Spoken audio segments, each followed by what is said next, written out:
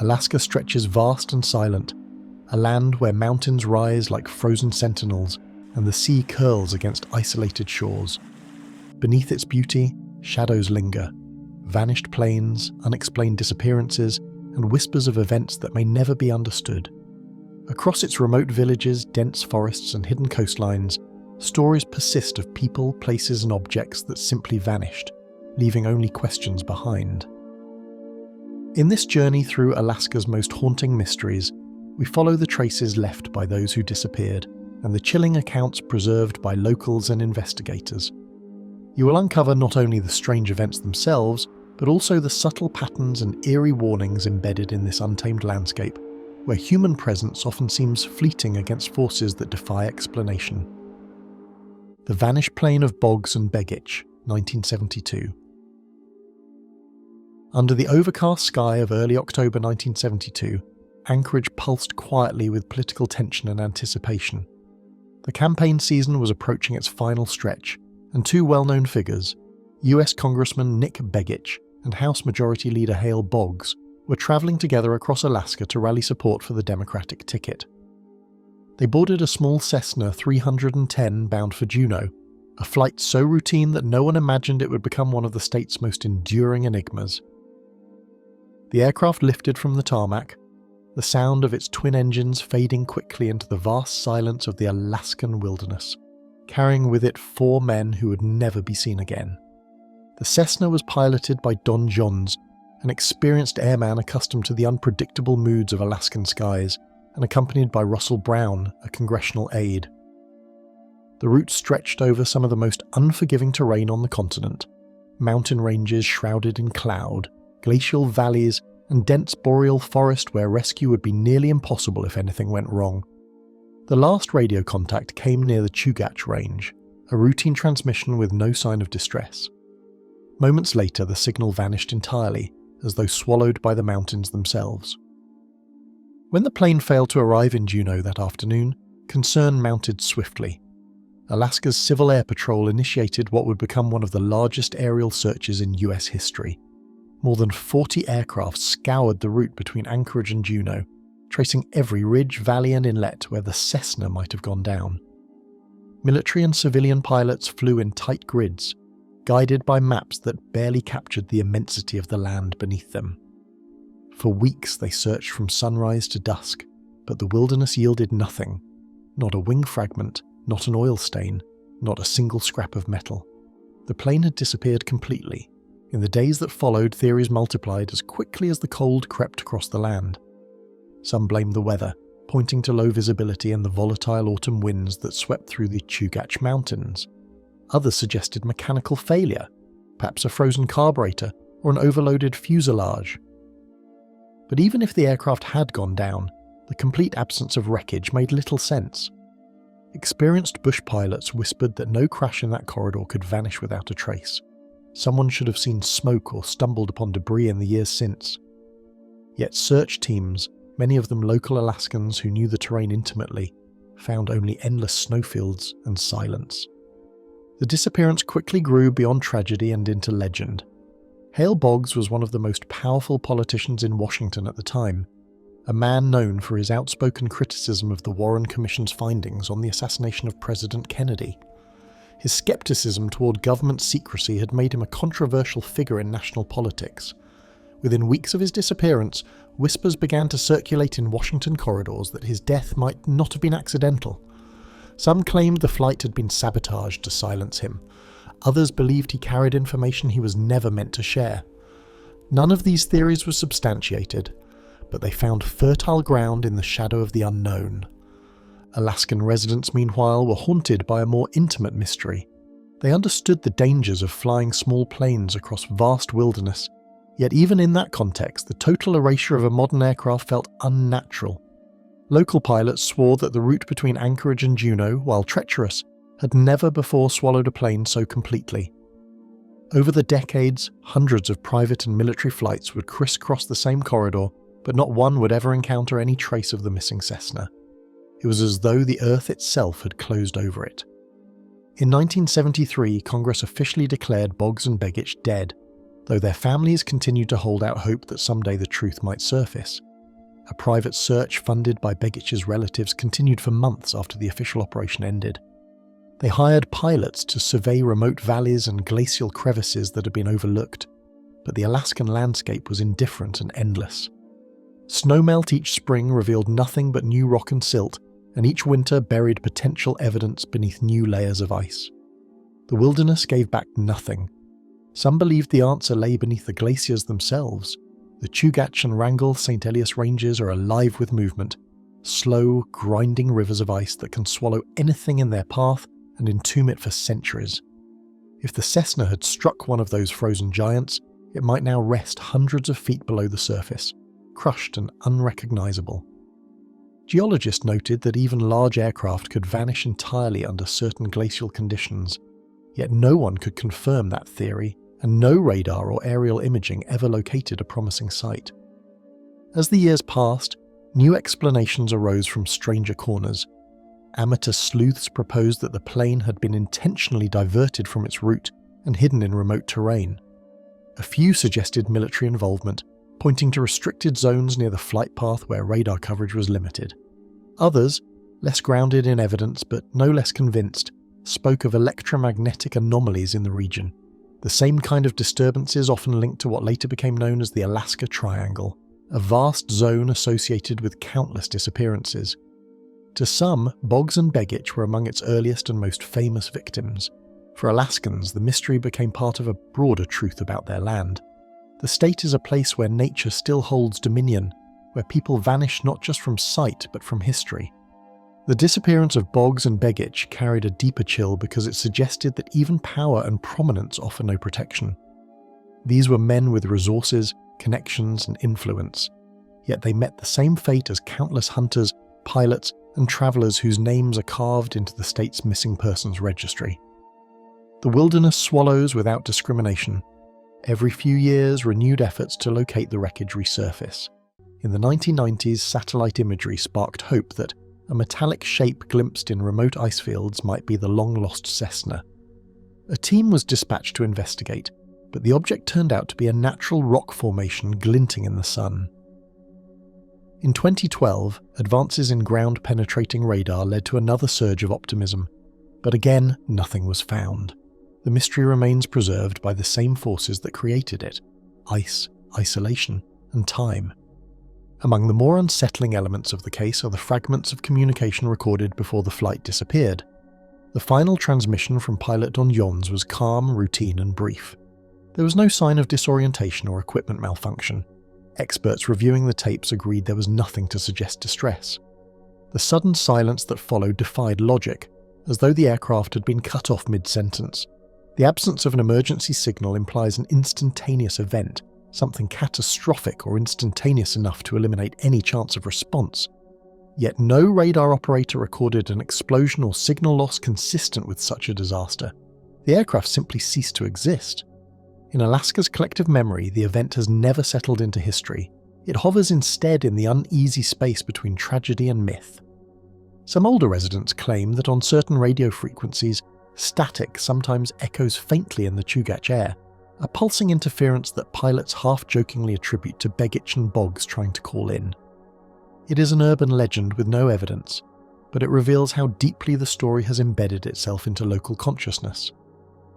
For many, the vanished plane is not just a mystery, but a reminder of how easily certainty dissolves in this land.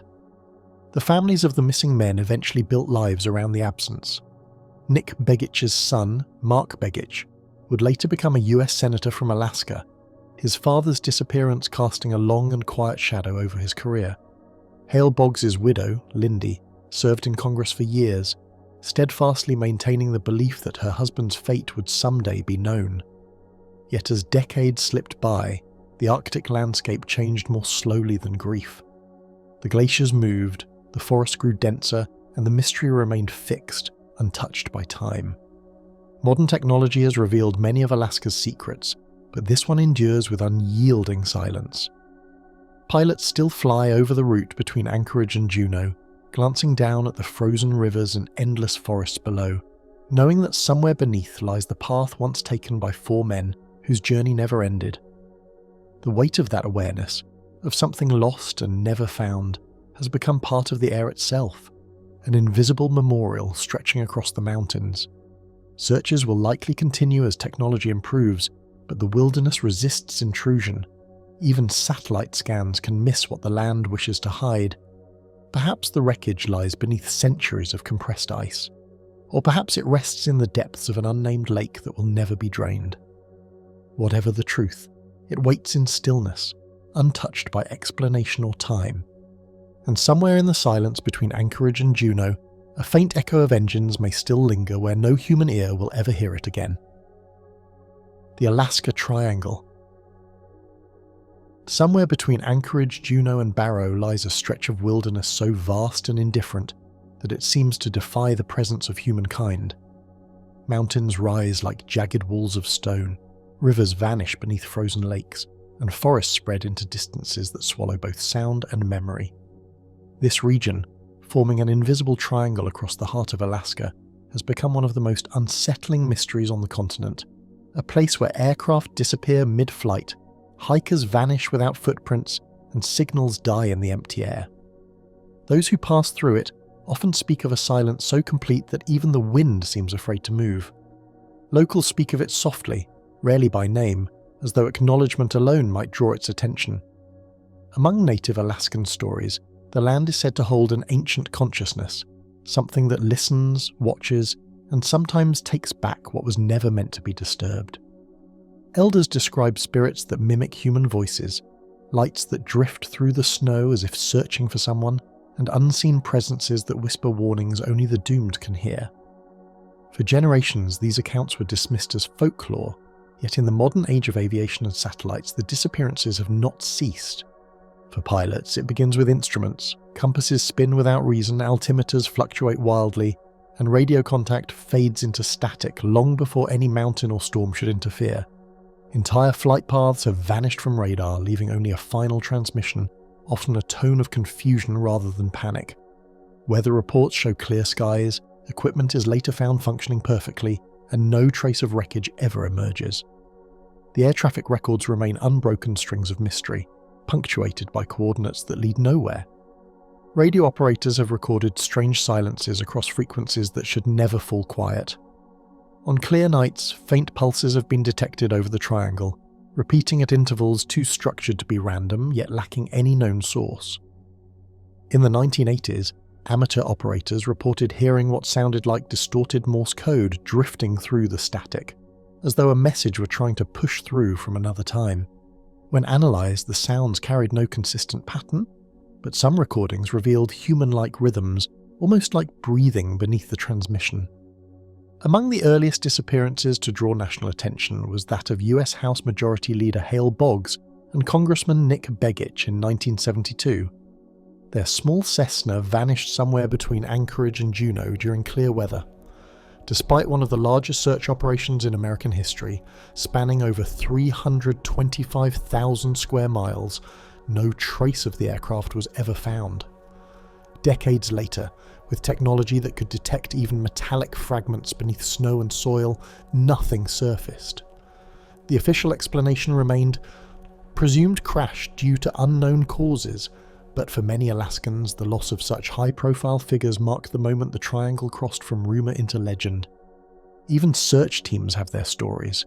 Experienced rescuers have reported compasses spinning in circles, GPS systems freezing, and sudden disorientation as if the landscape itself were rearranging. Helicopters flying through clear weather have encountered abrupt walls of fog, so dense that visibility drops to zero in seconds.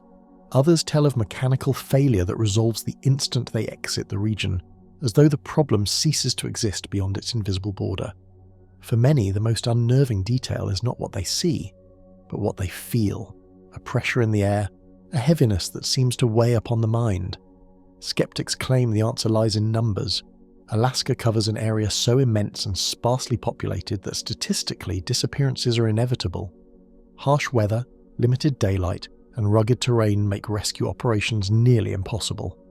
According to official data, more than 16,000 people have gone missing in Alaska since the 1980s, roughly twice the national average per capita. The triangle's reputation, they argue, is a result of coincidence amplified by isolation. Yet, even among skeptics, there remains an unease that statistics alone cannot dispel. But others believe the land itself resists intrusion. They speak of magnetic disturbances buried deep beneath the earth, remnants of ancient meteor impacts or undiscovered mineral veins that distort the compass and disrupt navigation. Some scientists propose the idea of magnetic declination pockets, areas where the planet's natural field bends in unpredictable ways. Others look skyward, suggesting unidentified aerial phenomena, gravitational anomalies, or even rifts in the planet's magnetic shield.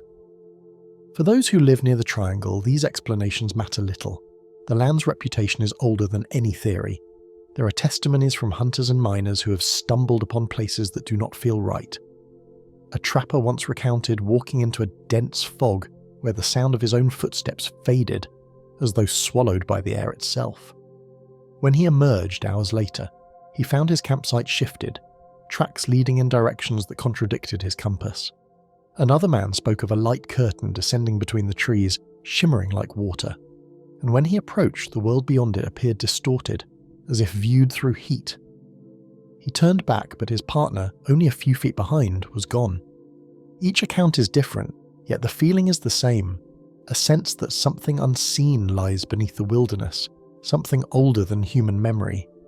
People describe the landscape as alive in a way that defies language, as though time folds differently here. Survival guides warn travellers to follow the terrain, not the compass. Locals add another rule: never whistle into the wind, for it may answer back. The air carries stories of voices calling names, footsteps echoing where no one walks, and faint lights that follow travellers through the night like curious eyes. Satellite images reveal nothing unusual. The region's geography, though imposing, shows no anomalies invisible to the naked eye. Remote sensing reveals valleys, glaciers, and mountain ranges mapped with clinical precision, yet none of it explains the persistent vanishings. Some data analysts note that signals from this area are prone to ghost reflections, as if transmissions bounce from invisible surfaces or interfere with unseen layers of the atmosphere. These findings only deepen the confusion. Each piece of modern evidence seems to confirm that the mystery resists both distance and technology. Geologists speak of magnetic anomalies beneath Alaska's crust, particularly near the Brooks Range and the Rangell Mountains. The Earth's magnetic field there behaves irregularly, bending compasses by several degrees, enough to mislead even experienced navigators. Certain areas also emit low-frequency vibrations, possibly due to tectonic stress or subterranean ice movement, though some researchers admit these signals remain poorly understood. When combined with the polar auroras, charged particles colliding above the atmosphere, the region becomes a perfect storm of natural distortion, blurring the line between science and the supernatural. Still, the wilderness remains unchanged. Storms come and pass, snow buries the old paths, and yet the disappearances continue without pattern or pause. Every few years a pilot goes missing, a hiker vanishes, or a distress signal is heard once and never again. Investigations reopen, families return to search, and each time the silence answers them. The triangle endures as a living enigma, swallowing all certainty and returning only mystery. What makes the Alaska Triangle most unsettling is that it refuses to offer a single truth. It is a place where logic erodes, where survival and disappearance coexist in equal measure, and where ancient stories merge seamlessly with modern fear. Whether it is magnetic chaos, geological phenomena, or something far beyond human understanding, the result is the same: a landscape that listens and takes without explanation. The more one studies it, the less it reveals. Even now, the sky above the triangle hums with a signal no one can trace. Eklutna Annie. It began with a shovel striking something solid beneath the frost. The workers, clearing ground for power lines near the small Alaskan village of Eklutna, thought at first they'd hit a buried log or a frozen stone. But as the earth gave way under their tools, they saw the outline of a human form emerging from the permafrost, fragile and half-consumed by time. A small cross lay near the head, crudely made from scrap wood, suggesting someone had been here before. Someone who buried her deliberately and quietly. The road to Eklutna winds through quiet birch forests, where the trees lean inward as if to shield secrets from the wind. Even now, it feels isolated, a place where the past can sleep undisturbed for years. Few who drive through realise how close they come to the shallow grave that once held an unidentified young woman, discovered in 1980 and known ever since as one of Alaska's most enduring mysteries. Her story, though fragmentary, would linger long after her name was forgotten. She would later be known only as Eklutna Annie, a name given by investigators who had nothing else to call her. There were no identification papers, no wallet, no record of her existence. She was dressed in worn clothing, jeans, a plaid shirt, and a distinctive beaded necklace made of hand-painted wood. The beads, investigators noted, were of a style rarely sold in Alaska, suggesting she had travelled far before she came to rest here. To the forensic team, she was simply an unidentified homicide victim. To the community, she became a ghost of anonymity. Investigators found fragments that told a partial story. Her bones indicated she was young, likely in her late teens or early 20s. Her teeth showed dental work common in the lower 48 states, and strands of reddish-brown hair still clung to the skull, preserved by the cold. The cause of death was undetermined, but the signs pointed to violence, a shallow grave, personal belongings scattered nearby, and the remoteness of the burial site. The killer had chosen the kind of place where no one would hear a struggle, and few would ever think to look. Decades after the discovery, renewed forensic examinations offered fleeting glimmers of hope. Specialists revisited the case with modern techniques, analysing trace elements in her bones to determine where she might have lived during her final years. The results suggested she'd travelled great distances, perhaps from the southern United States or even parts of Canada, her body carrying the chemical echoes of soil and water far removed from Eklutna. Yet, like every lead before it, the finding yielded only distance, not direction, as though even the earth itself conspired to conceal her path. There were no witnesses, no clear leads, no origin to trace. No missing person report matched her description. The year before her discovery, several transient young women had vanished along Alaska's highways, part of a grim pattern that stretched across the late 1970s. Serial offenders were active during that time. Their victims were often women travelling alone or living on the margins, easily overlooked. Yet despite these similarities, none could be definitively connected to her. The case entered the Anchorage police records simply as Jane Doe, Eklutna area. Police sketches showed a young woman with soft features and distant eyes. The drawing, released to newspapers in 1980, was meant to stir recognition, but it only deepened the sense of strangeness. Some said she looked too serene for someone whose life ended violently, as if the artist had captured not fear but resignation. The sketch hung in police stations and appeared on posters, the faint hope of identification clinging to every line. Forensic artists recreated her face again in later years, each attempt slightly different, one with fuller cheeks, another with a narrower jaw. In 2018, digital reconstruction allowed her to be seen in colour for the first time, her likeness projected onto a living model of bone and tissue. Yet even then, no one came forward to claim her. Each rendering seemed to bring her closer, yet she remained untouchable, suspended between data and memory. The technology advanced, the silence did not. In Anchorage, stories began to circulate about her. Some said she'd been seen hitchhiking along the old Glen Highway before her disappearance. Others claimed she was a dancer from the city who had fallen in with the wrong crowd. The truth, elusive and half-remembered, blurred into rumour. Radio hosts mentioned her case during late-night segments about Alaska's mysteries, and listeners called in with theories, each more uncertain than the last. Over time, she became part of the region's whispered folklore, a presence both mourned and mythologized. Some said she was an escaped hitchhiker, a young woman running from something larger than herself. According to one unverified account, a truck driver claimed to have seen a girl matching her description thumbing a ride north of Anchorage the summer before the discovery.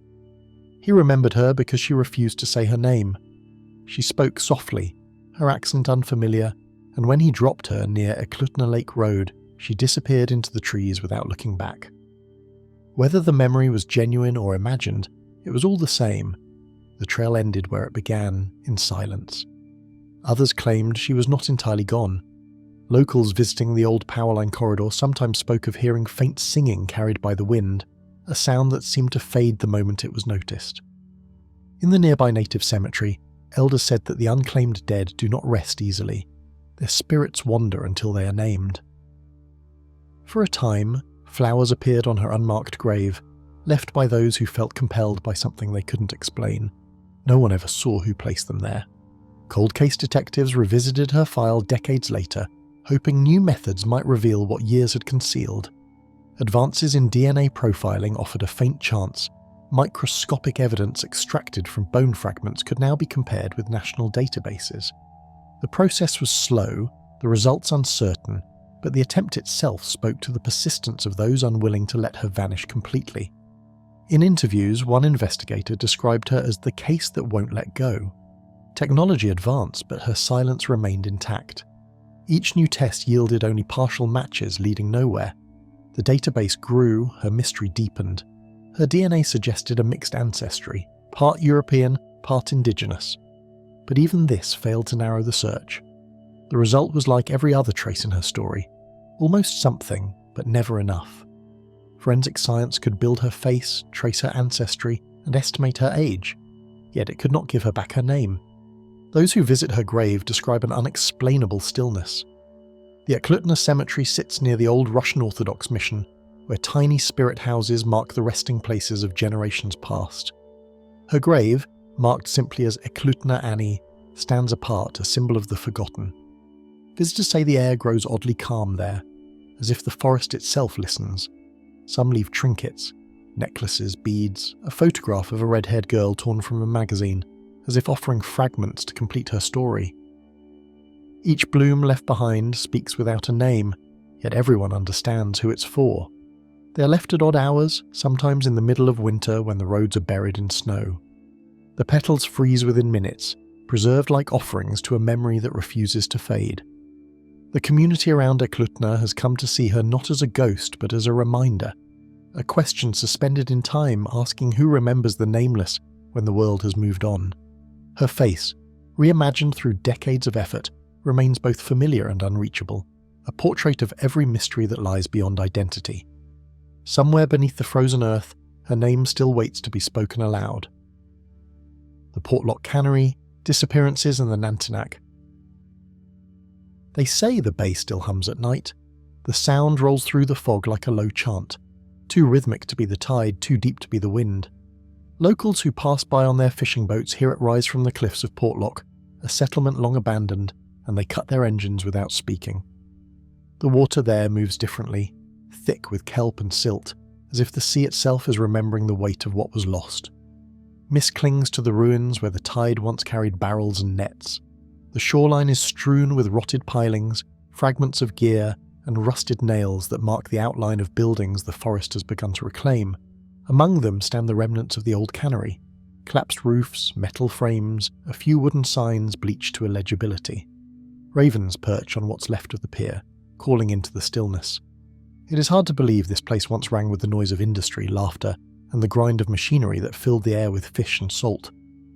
In those days, Portlock was not silent but rhythmic. The cannery workers woke to the whistle that echoed across the bay, their boots slipping on the wet boards as they hauled salmon into open bins. The air was sharp with brine and diesel, and from dawn until darkness the sound of knives, conveyor belts, and wooden crates made the town seem alive with purpose.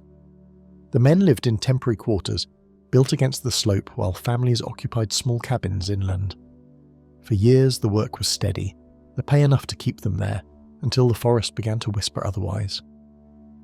Work began before dawn and ended long after the gulls stopped crying, but gradually the rhythm of the place began to fray.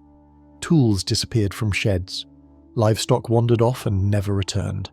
At first it was blamed on the wilderness, bears, wolves, mischief. Yet some mornings the workers found more than tracks. There were torn nets, heavy footprints too large to match any known animal, and the sense that something unseen was watching from the tree line. The men joked about it at night, though their laughter faded when the dogs refused to go outside. Night soon became a test of nerve, and the lanterns flickered in the cabins as men took turns keeping watch, rifles balanced across their knees.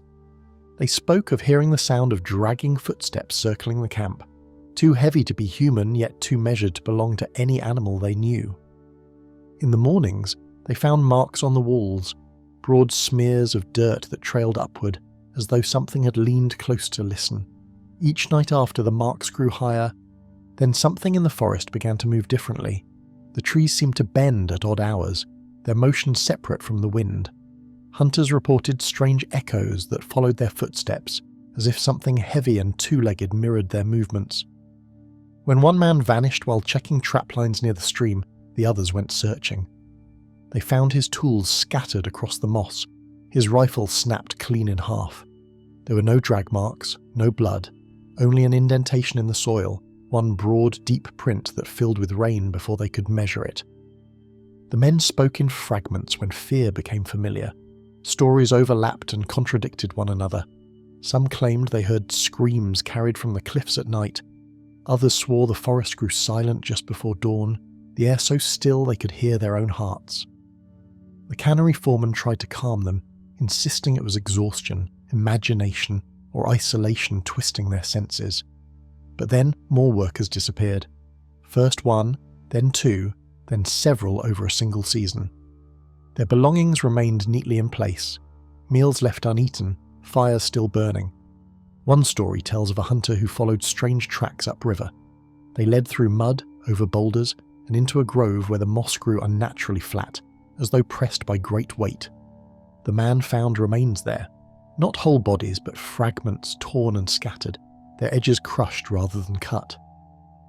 He fled back to the settlement without speaking. By the next morning his cabin stood empty, his door ajar, the rifle on the floor. Another speaks of sounds that came from beneath the cliffs. Workers setting traps near the inlet claimed to hear breathing rising from fissures in the rock, followed by the low rumble of movement underground. They described it as a vibration rather than a noise, something that made the air shudder inside the lungs. The native elders in nearby villages listened quietly to these reports and said the old stories were waking again.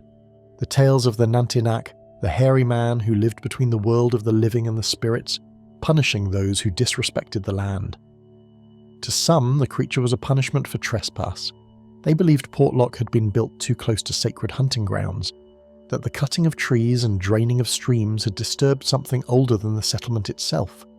The forest, they said, was reclaiming what had been taken. When one of the elders travelled to Portlock to warn the workers, few listened. He left a carved talisman by the pier, shaped like a man with hollow eyes, and told them not to stay through winter. To others, it was simply hunger wearing a shape the mind could not name. Bears could stand upright, they reasoned, and fog distorts distance. Fear breeds stories faster than facts, but even skeptics left after a while. By 1950, the remaining residents packed what they could and sailed away, abandoning the town to rot. The cannery shut down, the equipment rusted where it stood, and no one ever returned to live there again. The official explanation cited economic decline, but those who left spoke quietly of something that walked upright and carried the scent of decay. When researchers arrived decades later, the forest gave them only echoes. They found collapsed roofs and rusted tools, a few skeletal remains of deer, and the faint traces of human dwellings swallowed by moss. Soil samples revealed no evidence of toxins or radiation, and the structures, though eroded, showed no signs of deliberate destruction. The silence, however, was unnatural. Even insects seemed absent, as if sound itself had chosen to avoid the place. Some of the researchers returned a year later, drawn by what they couldn't explain. They brought with them advanced recording instruments, determined to capture what earlier teams might have missed. But their equipment malfunctioned as soon as they crossed the tree line. Batteries drained, lenses fogged from within, and microphones picked up only a low rhythmic pulse, steady and deep like a heartbeat in the soil. When they left, one of them refused to discuss what he'd seen between the trees, saying only that the forest was still watching. No birds called that day, and the air itself felt withheld. The team noted the temperature dropped several degrees within the forest boundary, a localized chill they couldn't explain. They spent the night in tents near the shore, recording the environment with motion-triggered cameras. At dawn, they found deep impressions in the sand leading from the tree line to the water, each print larger than a human hand, with 5 rounded edges like blunt fingers. The footage showed nothing but shifting mist. Fishermen who pass near Portlock still glance toward the cliffs but never approach. They say the mist rises too quickly there, like steam from a wound. Some claim that on still nights, a single human-like cry echoes across the bay before fading into the wind. Others refuse to speak of it altogether, fearing the story itself keeps the thing alive. Portlock has no permanent residents now, no roads leading in, only a decaying shoreline where the forest and the sea keep their secret truce. And in the fog between the trees, something large still breathes where no one dares to look. Erin Marie Gilbert's disappearance, 1995. The town of Girdwood was never meant for silence, and it rests quietly between the slopes of the Chugach Mountains and the slow glacial rivers that feed into Turnagain Arm, a small community framed by wilderness that feels both protective and immense. On clear days, the peaks glow white against the sky. On others, mist rolls down through the spruce forests like a living thing. It is a place where voices carry easily, laughter drifts between cabins, and the world feels both remote and close. But beneath the stillness, the forest waits, its vastness holding secrets that never quite fade. Erin Marie Gilbert had only been in Alaska a few months. She was 24, originally from San Francisco, independent yet grounded, the kind of person who remembered birthdays and helped neighbours without needing to be asked. She worked at a local daycare and rented a small apartment in Anchorage, where she was building a new routine far from her family in New Mexico. Alaska, to her, was an adventure, a fresh start surrounded by endless sky and strangers who soon became familiar faces. The night of the Girdwood Forest Fair was meant to be ordinary. Held each summer, it drew hundreds of visitors who filled the woods with the sounds of folk music, laughter, and the scent of fried food drifting between stalls. Erin planned to go with a man she'd recently met, David Combs, who offered to drive. It was July 1st, 1995, a warm evening that carried the lingering light of the Alaskan summer. She wore her hair pulled back and dressed simply, ready for music and conversation, unaware that she was walking into the last night anyone would ever see her. Crowds drifted between food stalls and flickering lights. The fairgrounds glowed beneath strings of bulbs that swayed slightly in the breeze. Children ran barefoot along the paths while older couples leaned against tree trunks, tapping their feet to the rhythm of guitars. Erin and David arrived around 6 in the evening, parking near the wooded edge of the event. Witnesses later remembered seeing her laughing, talking easily, moving comfortably through the crowd. Nothing about the night seemed unusual until it began to thin. Her date, David Combs, later told police his story several times. According to him, the two became separated when his car battery died. He claimed to have left briefly to find someone with jumper cables, but when he returned, Erin was gone. He searched the fairgrounds, asked people nearby, even checked the parking area, but found no sign of her. His account remained largely the same each time he told it, though small details shifted: how long he'd been gone, whether she'd stayed near the car or wandered back toward the festival. The inconsistencies grew under scrutiny. By the time anyone realised she was missing, the fair had already begun to close. Lights were dimming and music had faded to silence. Vendors packed up their stalls and the once bustling paths grew empty. Her sister Stephanie expected her to return to Anchorage that night, but Erin never called. When hours turned into morning, her family contacted the police, who initially treated the case as a simple misunderstanding. People got lost after all, especially in places like Girdwood, where forest and town seemed to merge without warning. At first, the search was methodical. Volunteers gathered at dawn, combing the fairgrounds, parking areas and nearby trails. Helicopters circled overhead while officers from the Alaska State Troopers moved through the dense woods with dogs. The dogs picked up a faint scent near the road, but it vanished abruptly along the gravel, as if the trail itself had been cut short. No discarded clothing, no footprints, no sound, only the same unbroken rhythm of the wind moving through birch leaves. Search teams fanned through the forest, calling her name.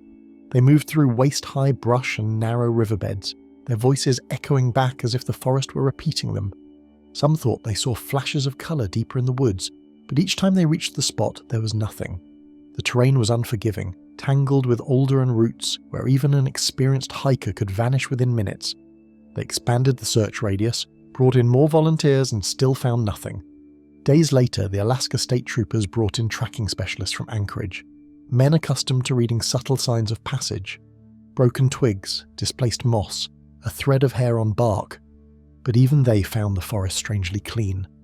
It was as if the land itself had reset overnight, erasing what little might have been left behind. A helicopter crew reported a faint thermal signature along Crow Creek, prompting a brief surge of hope. But it led only to a patch of sun-warmed stone. Each false lead deepened the unease, as though whatever had taken Erin had also taken its time to cover its trail. But the forest there behaves differently after dark. The shadows seem to lengthen faster than they should, and sound carries strangely, farther in some directions, not at all in others. Locals say the trees near Girdwood close ranks at night, the undergrowth growing dense enough to swallow light whole. To step off the path is to feel the land shift beneath your feet, uncertain whether you are being led somewhere or quietly turned around. Tracks appeared where none should have been. One searcher reported a single bare footprint near the edge of a creek, too small and delicate to belong to any of the men in the search party. When they returned to photograph it, the mark had filled with water, the soil washed clean.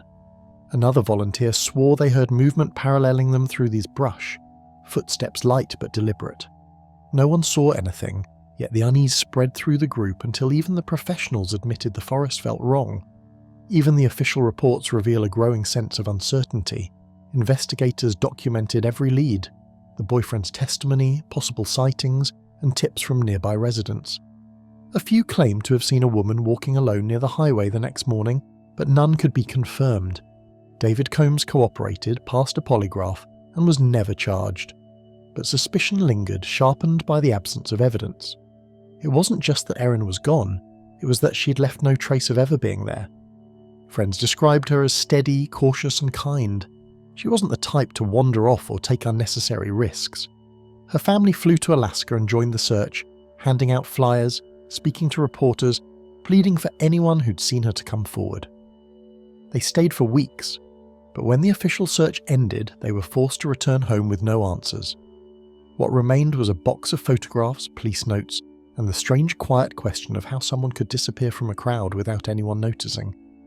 Years later, the case file remained open but hollow. Leads dried up, theories multiplied, foul play, accidental death, abduction. Some said she'd wandered into the forest disoriented. Others suggested she'd been taken elsewhere entirely. Investigators returned to Girdwood more than once, re-examining old evidence, walking the same trails she might have followed. Each time the conclusion was the same, there was nothing left to find. Some investigators began to question their own recollections. Memories blurred between interviews, details from witnesses contradicted one another, and the timeline shifted slightly depending on who told it. One officer admitted that the silence of the forest began to feel oppressive after days of searching, as if it were deliberately holding something back. Over time, the case faded from headlines, becoming another line in Alaska's long record of disappearances, one name among thousands swallowed by wilderness. And in Girdwood, people still speak of that night in half-sentences. The fair continues each summer, music echoing through these same trees where Erin once walked. Some say they feel her presence when the lights begin to fade, a sudden stillness among the noise, as if the forest briefly remembers her. Others claim to have seen a figure at the tree line, a woman in light clothing, motionless, watching the crowd before vanishing again into shadow. Somewhere between the trees and the light, she's still walking home. Anisha Manain's Vanishing, 2019. On the edge of Kachemak Bay, where the sea folds into quiet inlets and the mountains stand like pale sentinels beyond the water, lies the town of Homer, Alaska, a place known more for stillness than mystery. The streets wind gently along the shoreline, framed by cafes, art galleries, and small homes that overlook the tide. In summer, light lingers almost endlessly.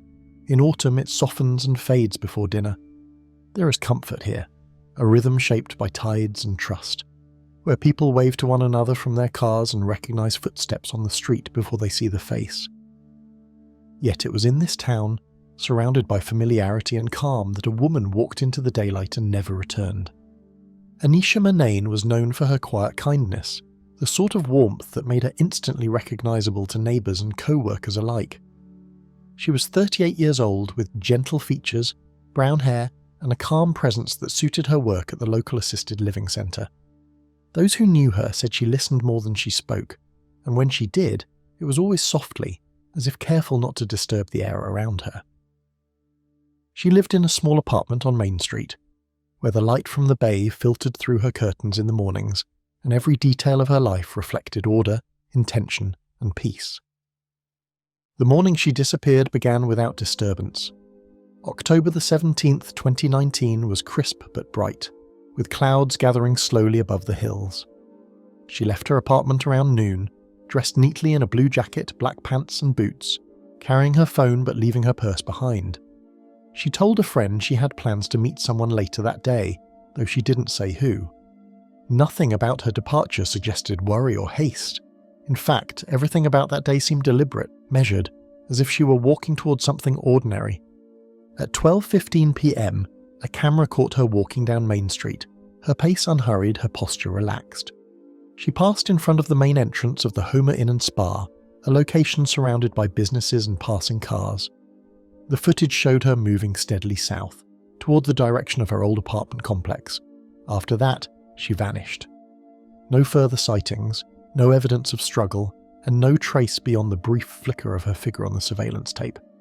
Digital trails tell their own stories, and Anisha's ended abruptly. Her phone last pinged a tower near Pioneer Avenue at 12:21 p.m, barely minutes after she appeared on camera. Investigators later confirmed there were no further signals, no calls, texts, or data activity after that point. GPS tracking yielded nothing, as though the device had been powered off or destroyed. For a woman known to keep her phone nearby, the sudden silence suggested intervention. It was a vanishing that defied both logic and technology, leaving only the timestamp as a boundary between presence and absence. When she failed to return home, the first hours passed gently. Friends assumed she might have gone for a walk, delayed by conversation or an errand. But as the sun dipped behind the ridge and her phone went unanswered, a quiet anxiety began to spread. By nightfall, her mother, Sarah, contacted the police. Officers visited her apartment, finding the door locked and the lights off. Her car remained parked in its usual spot. Nothing was missing except for the clothes she'd been wearing and her phone, which would soon fall silent forever. By nightfall, the stillness of Homer began to change. Word travelled quickly, as it always does in small towns. Flyers were printed, social media posts circulated, and volunteers began gathering near the centre of town. Search teams traced the same route seen on the footage, moving through alleys, wooded trails, and the nearby Bishop's Beach area. The temperature dropped that night, and the sound of waves against the shore carried farther than usual. Every search began with the same hope and ended the same way, with nothing. Volunteers spread out in widening circles, following instinct more than direction. They swept through the surrounding woods, overgrown paths and drainage ditches, calling her name in the pale half-light of morning. Search dogs led handlers toward the residential area near her home, before abruptly losing the scent, as though she had simply stepped out of existence. Helicopters flew overhead, scanning every visible stretch between town and coastline. There were no footprints, no discarded belongings, only the quiet repetition of her name drifting through the mist. The memory of the forest endures among those who searched it, dense and unshakable. The ground was uneven and spongy with moss, concealing hollows and animal burrows large enough for a person to disappear into. Some volunteers spoke later of hearing faint, indistinct sounds, branches snapping, soft movement just beyond their flashlight's reach. A few swore they caught the scent of perfume mixed with pine sap, vanishing as soon as they noticed it. Whether it was imagination or something else, those memories would follow them long after the official search had ended. The theories multiplied as the days grew colder. Some believed she had wandered into the nearby forest, overwhelmed by emotion or illness, though there was no history to suggest such a turn. Others whispered about strangers passing through town, visitors who came and went unnoticed as tourist season waned. A few spoke of vehicles seen idling near her street that day, details small enough to vanish into rumour. Even as investigators followed each lead, the absence of physical evidence defied every explanation. One theory stood out, not for its proof, but for how it lingered. A witness later claimed to have seen a car matching the description of a vehicle linked to an out-of-town acquaintance, parked near where Anisha was last seen. The driver was never identified, and no evidence tied the sighting to her disappearance. But it was enough to sustain a quiet suspicion, one that neither solidified nor faded. For the people of Homer, the idea that she might have been taken rather than lost carried a different weight. It meant someone else had been among them that day, unseen and unacknowledged. Her mother, Sarah, refused to let the silence settle. She spoke to the press, organised searches, and created a Facebook page to keep her daughter's name alive. Over time, she began to notice details that others might have overlooked. The way local maps seemed to omit small trails, the subtle weather changes that erased tracks overnight, and the unnerving regularity of people vanishing across Alaska's vast landscape. She refused to accept that the quiet town she loved could simply absorb someone so completely. To her, every unanswered question was a door left slightly open. Months turned into years, but the community did not forget. Candlelight vigils were held near the bay, where the horizon glowed faintly even on the darkest nights. People still left flowers beneath the missing posters, their colours fading under the salt air. Each anniversary carried the same aching uncertainty, the same unspoken question of whether she was somewhere close, just beyond sight, or gone forever. The case remained open, though time dulled its edges. Investigators admitted privately that they had no trail left to follow, only the echo of what might have happened. Years later, Homer itself seemed to hold her memory in small, unnoticed ways. Some said they avoided walking alone on certain paths after dark. Others claimed to see a shadow in the periphery when crossing Main Street. A bench was placed near the trailhead where she was last seen, its plaque engraved with her name and the words "Forever Loved." Yet the air around it often felt colder than the rest of the street, even under sunlight. Whether by grief or something deeper, the town seemed changed, its easy familiarity replaced by a silence that no one could quite explain. And sometimes, when fog rolls off the bay, they say a figure walks the same route again, only this time, no one calls her name. Carlos Medina murder, 1993. In the summer of 1993, the fishing community of Kodiak Island, Alaska, was steeped in the calm rhythm of long daylight hours, tides, and quiet labour. The harbour town had always felt insulated from the chaos of the mainland, separated not only by water, but by an unspoken pact of self-reliance and privacy. That isolation, both physical and cultural, made what happened to Carlos Medina so deeply unsettling, not only for its brutality but for the silence that followed it. Carlos was known in Kodiak as a kind, hard-working cannery employee who kept mostly to himself. He lived in a modest apartment along Mill Bay Road, a short walk from the docks where fishing boats unloaded their daily catch. Those who worked alongside him described him as soft-spoken, reliable and unassuming, a man who rarely drank and never seemed to cause conflict. He had come to Kodiak from California several years earlier, drawn by steady work and the quiet appeal of island life. Few could recall ever hearing him raise his voice. Fewer still could imagine anyone wishing him harm. On the morning of March 25, 1993, Medina failed to show up for work at the cannery.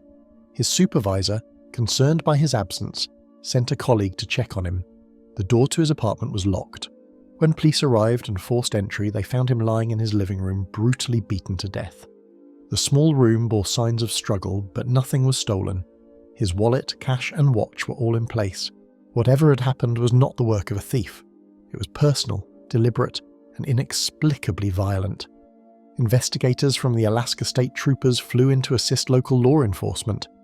They combed through the apartment, gathering what little forensic evidence could be preserved in those days before DNA analysis was common. A few fingerprints, an ashtray knocked from the table, traces of blood near the entryway. None led anywhere. The town was stunned. Murders were rare in Kodiak, and brutality like this was almost unheard of. But what disturbed residents most was how quickly the trail went cold. Word spread fast across the island. People whispered theories in bars and grocery stores, each trying to piece together what the police could not. Some thought Medina had become entangled in a dispute at the cannery. Others claimed he had witnessed something he should not have, perhaps a smuggling operation or a conflict among seasonal workers. Yet for all the speculation, no one could point to a suspect. No one had seen or heard anything. It was as if the killer had slipped off the island without leaving a trace. Detectives interviewed dozens of people, from Medina's co-workers to neighbours in the small apartment complex. A few mentioned seeing unfamiliar faces in the area around that time, temporary labourers who came and went with the fishing seasons, but none could provide names. There were rumours of an argument in a nearby tavern, but no record of it.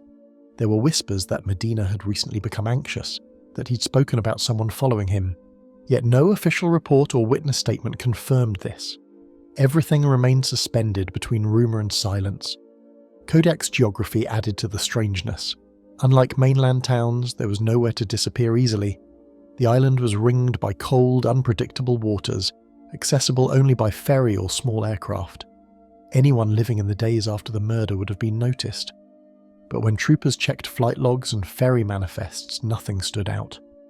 Whoever killed Carlos Medina either lived among them or found a way to vanish into the wilderness that surrounded the town like a dark, indifferent sea. Months passed, and the case stagnated. Leads dried up. Forensic tests yielded nothing new. The Alaska State Troopers eventually released a statement acknowledging that the murder remained unsolved but active, a phrase that offered little comfort to those who still feared a killer among them. The people of Kodiak began to move on, but beneath the rhythm of fishing seasons and tourist summers, the unease lingered. It was not simply that a man had been murdered, it was that no one, after all the questioning, all the searching, seemed willing or able to speak. Eventually, the people who once spoke his name left, leaving only the wind to remember it. The cannery workers were transient, their lives tied to contracts and migration. Many who might have remembered details drifted elsewhere. Police records show that the case was revisited several times over the following decade, but no new evidence surfaced. The scene had been too ordinary, the witnesses too reluctant, and the suspect, if ever there was one, had long since vanished beyond the edge of Alaska's reach. Some longtime residents began to weave the story into local folklore. In small communities, memory often blurs into myth, and Medina's death took on a ghostly tone. People spoke of his apartment as cursed, of cold drafts and faint sounds from within, even years after it was rented again. A few said they'd seen a man resembling Medina walking near the harbour late at night, his expression unreadable, his steps soundless against the dock planks. No one ever approached. In towns like Kodiak, such stories were less about belief than about carrying the weight of what had never been explained. Investigators who revisited the file in the early 2000s noted how little had been preserved. Some evidence was misplaced in storage, others had degraded beyond use. A photograph of the crime scene, long faded, showed only the outline of a life interrupted. An overturned chair, a coffee mug shattered on the floor, a record still on the turntable though the needle had stopped decades ago. Forensic techniques that might have made a difference came too late, and the names of those once questioned had scattered with time. The island had outlived its witnesses, yet the sense of wrongness endured. Every few years, when another strange death or disappearance stirred public attention, reporters would recall Medina's name. The story always returned to the same haunting detail: how no one had ever spoken. Police believed someone knew what happened, someone who had seen or heard the killer but had chosen silence. Whether from fear, loyalty, or indifference, that silence became the island's inheritance. The murder also revealed something rarely discussed beyond Kodiak.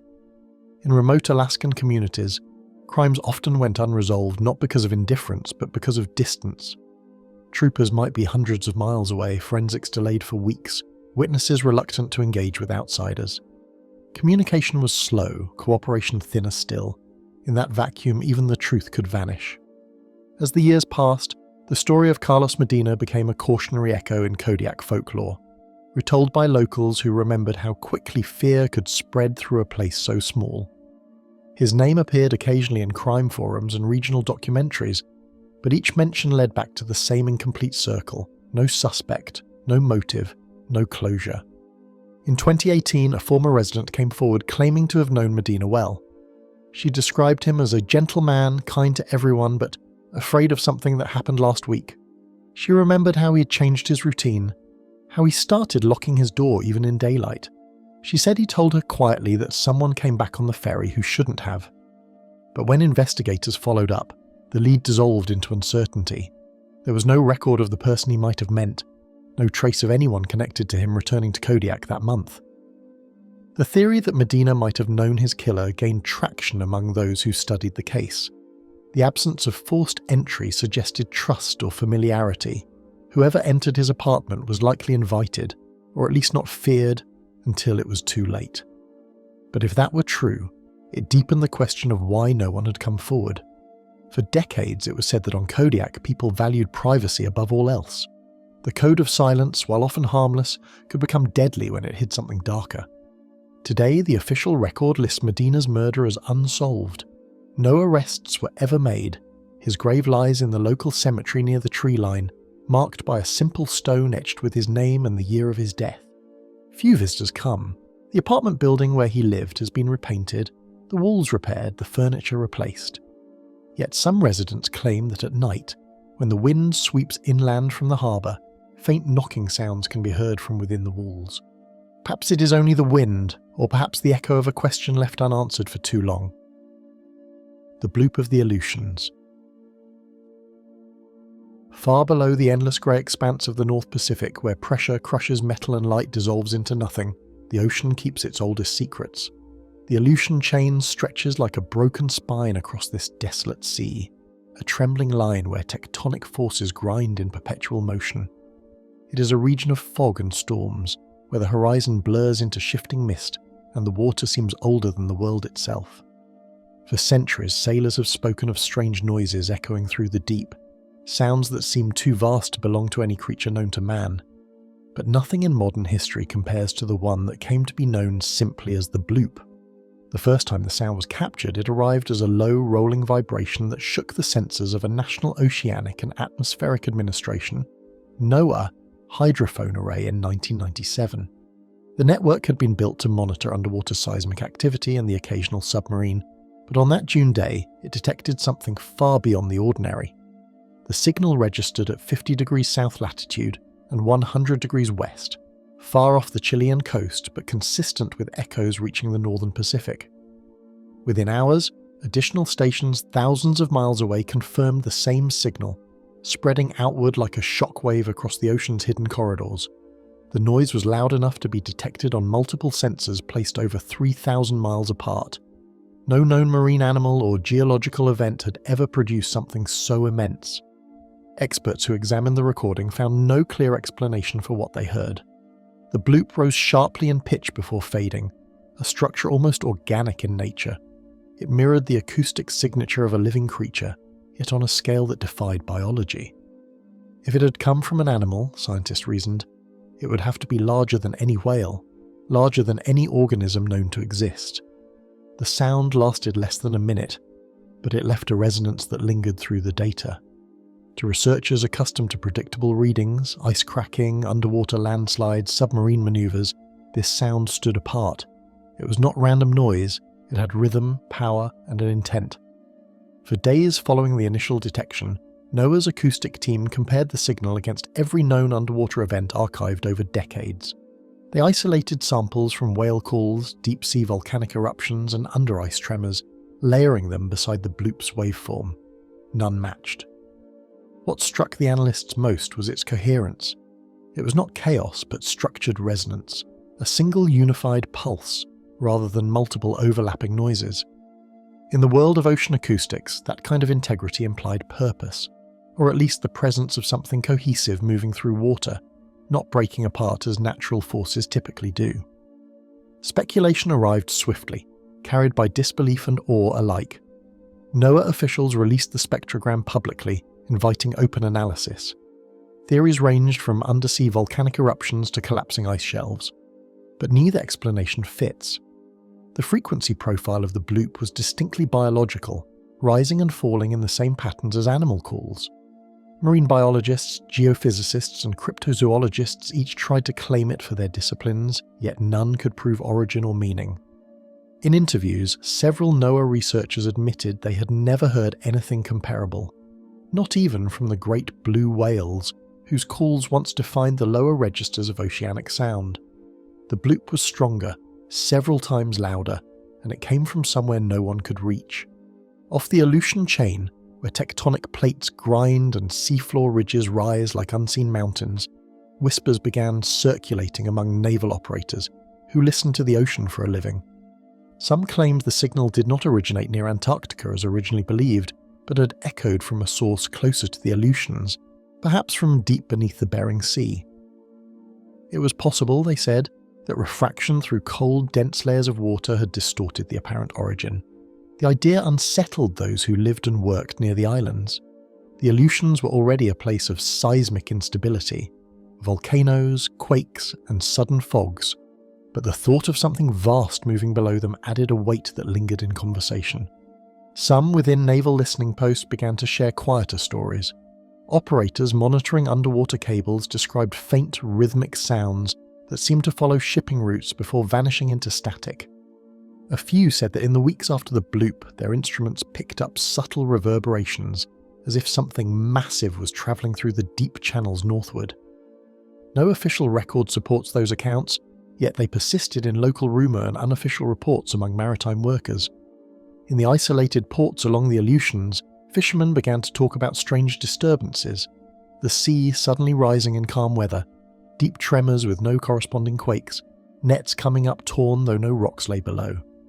Most dismissed it as a coincidence, but the timing lingered uneasily. In the small research outpost of Dutch Harbour, a handful of oceanographers recorded low-frequency anomalies for nearly 2 months after the bloop. The signals were faint, intermittent, and always slightly off the charts of ordinary marine communication.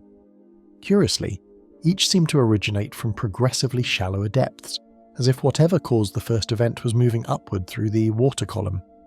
Then, as suddenly as it began, the interference ceased, leaving behind only static and a lingering sense that the ocean had closed itself once again.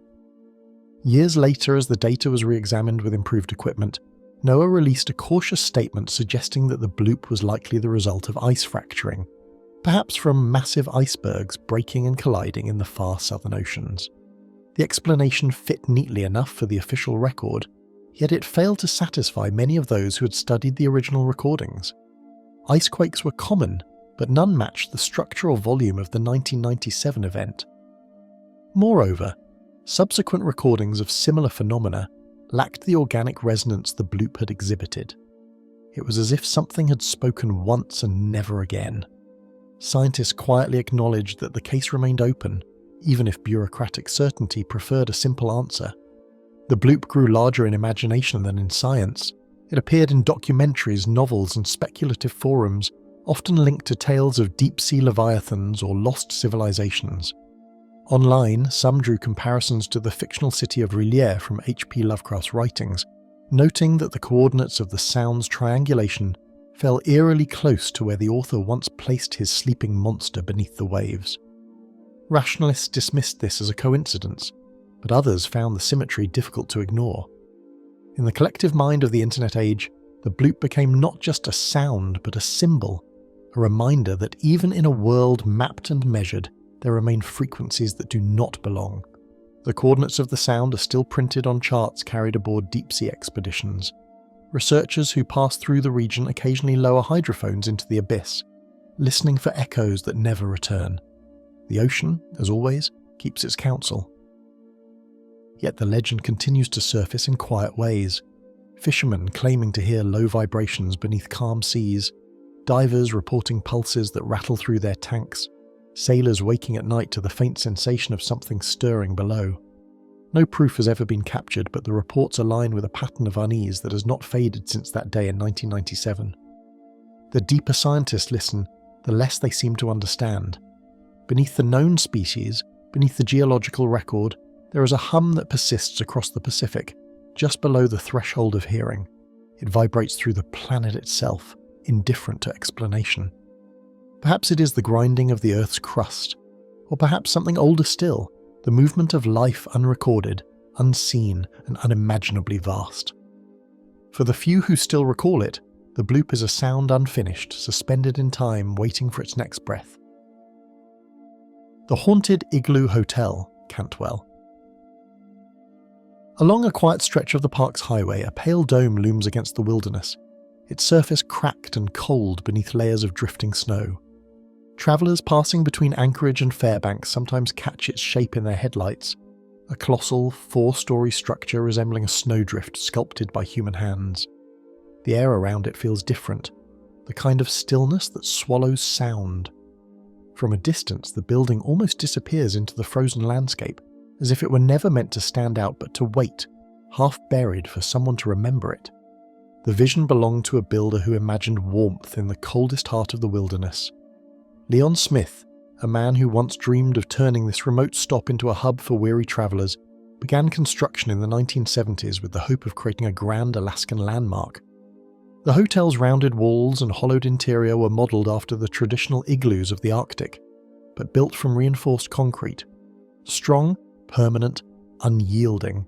He imagined a bar, a restaurant, dozens of rooms for visitors who sought adventure amid the long winters. Yet even as the foundation settled, something about the project seemed fated to resist completion. But before a single guest ever checked in, winter claimed the place as its own. The surrounding area was too remote, the cost too high, the logistics too complicated, electrical permits failed, the fire marshal refused approval, and the dream froze mid-construction. The great dome stood empty, its windows boarded, its corridors unfinished. Workers left tools behind, snow drifted through broken glass, and time began to rewrite the structure's purpose. By the time the 1980s arrived, the Igloo Hotel had already shifted from failed investment to quiet legend. Rumours took shape in the stillness that followed, told by truckers and hunters who passed the hollow structure on quiet nights. Some claimed to have seen movement through the dark windows, the faint suggestion of light flickering within when no power lines ran nearby. Others spoke of the echo of footsteps inside, heavy and measured like someone pacing through the upper floors.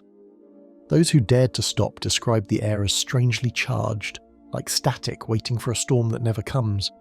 And though most brushed off these accounts as tricks of wind and isolation, no one seemed eager to linger near the dome after nightfall. Inside, silence takes on weight, air thick with dust, walls humming faintly as if remembering voices. The rooms are painted with faint shades of mould and frost, furniture half-built and abandoned mid-assembly. Graffiti marks the interior, messages scrawled by those who ventured in and left quickly. Some explorers have recorded whispers on audio, muffled words impossible to trace or interpret. One visitor's footage, taken on a still summer morning, captures the sound of a door slamming deep within the structure, though no other person was present. Whether these are simply the sounds of wood contracting in the cold or something less natural, no one has found proof to dismiss or confirm them.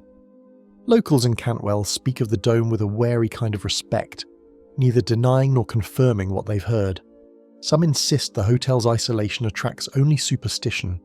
Others quietly warn travellers not to camp too close, recalling nights when car alarms triggered on their own or when dogs refused to approach the building.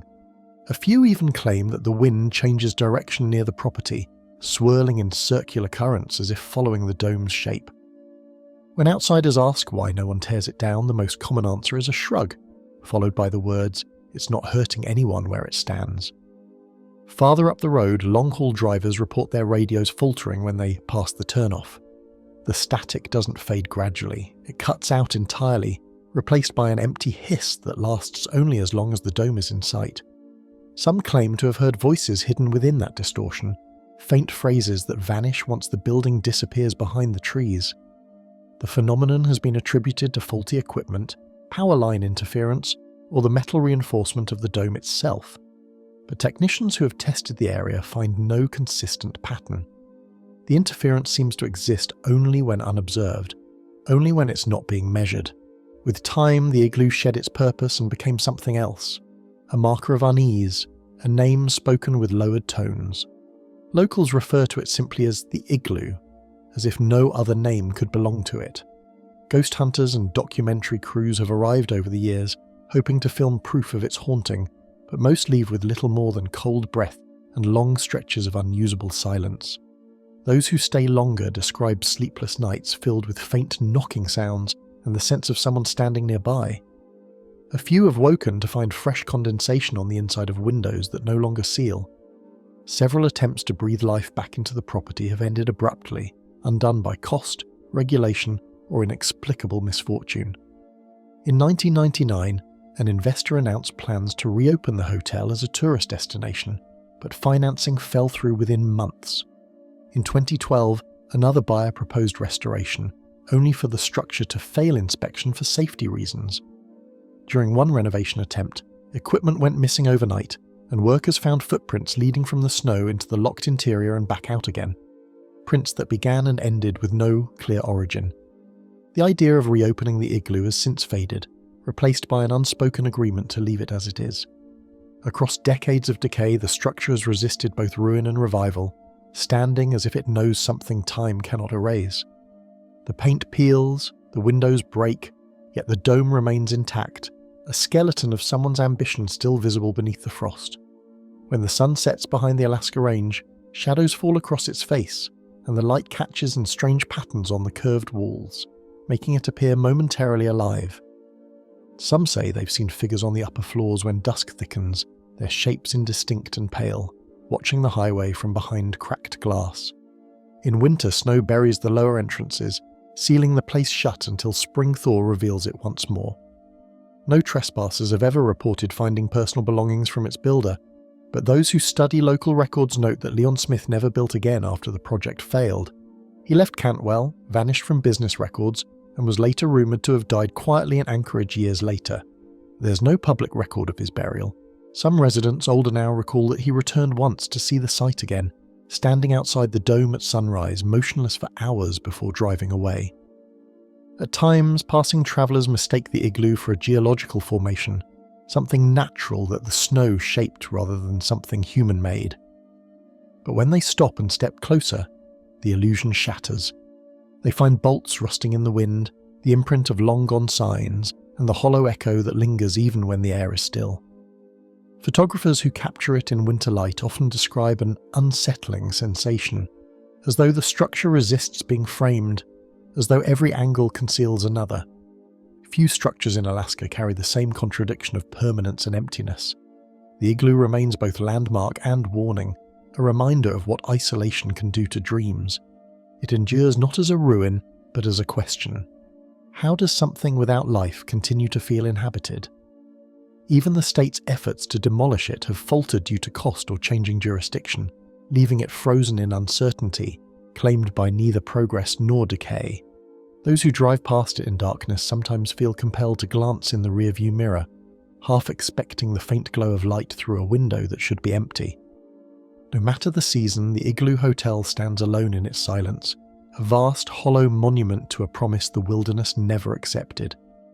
Wind slides through its hollow corridors, snow drifts across the threshold, and yet the air within never seems entirely still. At night, when the wind slips through its empty halls, it almost sounds as if someone inside has finally decided to breathe again. The Kushtaka shapeshifter of the Tlingit. Where the Chilkat River cuts through forest and fog, the water moves with a rhythm that feels older than memory. Currents swirl and eddies form where the river meets the salt flats, and the wind carries the scent of seaweed and cold. Every bend of the river seems alive, as if the water itself is observing the land it has sculpted for centuries. Canoes glide silently along these currents, and for those who know the place well, the stillness is never empty. It hums with a presence that cannot be measured, a quiet warning to travellers who step too close to the banks. Among the Tlingit people, there is a story told quietly, often near the sound of water, about beings who live between breath and current. Elders recount these tales with measured caution, for the Kushtaka is neither merely legend nor solely warning. The stories are never hurried or exaggerated. They are passed with reverence, emphasizing respect for the land, the river, and the beings that dwell within them. Children are told to pay attention to the river's rhythm, to notice when a call seems too human to be just the wind or an echo off the cliffs. It is here, in these hushed teachings, that the line between folklore and reality begins to blur. They are called the Kushtaka, shapeshifters said to wear the forms of river otters, though their eyes are far too knowing. Their bodies are described as smooth and dark, gliding effortlessly beneath the surface, yet able to stand upright with alarming speed and dexterity. Some accounts describe their hands as clawed, others as deceptively human, capable of mimicking voices with unnerving precision. Tlingit stories emphasize the creature's cunning. It can assume the appearance of a lost child, a familiar friend, or even a hunter who went missing months earlier. Its ability to deceive extends not only to sight but to sound, as if the river itself carries its calls to the ears of the unwary. Missionaries arriving in the late 19th century wrote of strange disappearances near the tide flats and attributed the stories to native superstition. Their journals mentioned fishermen who vanished without a trace, cabins found empty, and trails ending abruptly at the water's edge.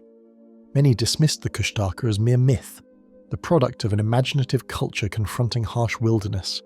Yet the pattern of these disappearances, combined with consistent oral accounts from locals, could not be entirely explained.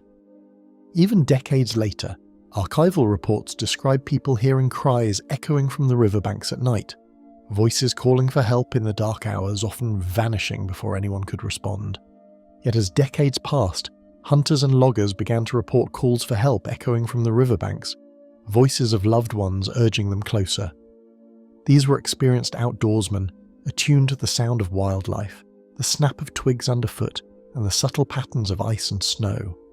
They insisted that what they heard was deliberate, targeted, and disorienting. Footprints would appear on muddy banks only to vanish halfway to the water's edge, leaving searchers frustrated and unnerved. Canoes were found capsized with no sign of struggle, and hunting dogs often refused to approach areas where the calls had been heard. The stories fed both fear and fascination, ensuring that Kushtaka remained an active presence in local consciousness. Every version of the story begins in the same place, where earth meets water and the air itself loses its sense of direction. The geography of southeastern Alaska, with its tidal flats, river deltas and dense forests, creates an environment where perception is unreliable. Mist rises quickly from the water, reflecting shapes in impossible ways. A voice can carry unexpectedly far, echoing through coves hiding its true source. Scientists and folklorists alike have remarked that these physical features may have influenced the legends, shaping the Kushtaka's traits to match the treacherous environment. Yet the consistency of the stories across generations suggests that something else may be at play, an awareness beyond simple geography. In recent years, park rangers and search teams have recorded missing persons cases that seem to echo the same pattern. Footprints leading toward water, then stopping abruptly. Hikers report hearing children calling their names across quiet streams, only to find the forest empty when they investigate. Canoes are discovered floating untended along the rivers, life jackets intact, no one aboard. Search dogs often behave oddly, barking at seemingly nothing or refusing to cross certain banks. Even when surveillance cameras capture movement near shorelines, the shapes are indistinct, sometimes resembling humans, other times otter-like figures slipping back into the water. On rare occasions, researchers have captured faint, inexplicable patterns on sonar and motion-sensing equipment near riverbanks where Kushtaka sightings are reported. These recordings sometimes show small figures darting between trees or skimming the water's edge with speed no human could match. Motion-triggered cameras pick up shadows that vanish when approached, and audio devices record cries that imitate human speech, only to distort mid-call into incomprehensible tones. Some investigators speculate the anomalies may be related to wildlife, but locals argue that the behaviour, strategic, deliberate, and timed around human activity, does not match any known species. Each observation adds a layer of documented strangeness, blurring the line between folklore and what might be empirically observed, keeping the Kushtaka legend firmly alive in the minds of those who traverse the rivers and forests of southeastern Alaska. To many Tlingit elders, the Kushtaka represents more than danger. It is transformation itself, a spirit reminding humans how thin the boundary of self can become. Those who vanish are not always considered lost. Some are believed to have been taken into another state of being, becoming Kushtaka themselves or walking the line between human and spirit. The lesson is one of humility, of respect for the river, and of the awareness that survival in these lands is contingent not only on skill but on heedfulness of forces unseen. This philosophy has persisted even among younger generations, who blend traditional knowledge with modern sensibilities, teaching children to recognize patterns in sound and shadow that outsiders would never notice. Skeptics argue that the legend survives only because it explains what the wilderness already does best: erase the unprepared. Avalanches, sudden tides, and treacherous ice claim lives every year, and for outsiders, a missing person is simply a product of misfortune. Yet locals, guided by centuries of observation and oral history, insist that these disappearances are seldom random. There is a rhythm, a pattern, that aligns too neatly with the stories of shapeshifters, voices and trickery to be dismissed entirely. Whether one believes in Kushtaka as flesh and spirit, or as metaphor and cautionary tale, the impact is unmistakable. The legend shapes behaviour, vigilance, and the way people move through the wild. Still, when the mist drifts low across the river and voices rise where no one stands, belief becomes less a choice than a reflex. Canoes are abandoned midstream, trails veer inexplicably into water, and those attuned to the subtleties of the environment pause, listening as the fog carries sounds that defy explanation. Even scientists working in the area have reported equipment malfunctions near certain banks, recording static punctuated by faint calls impossible to attribute to wind or wildlife.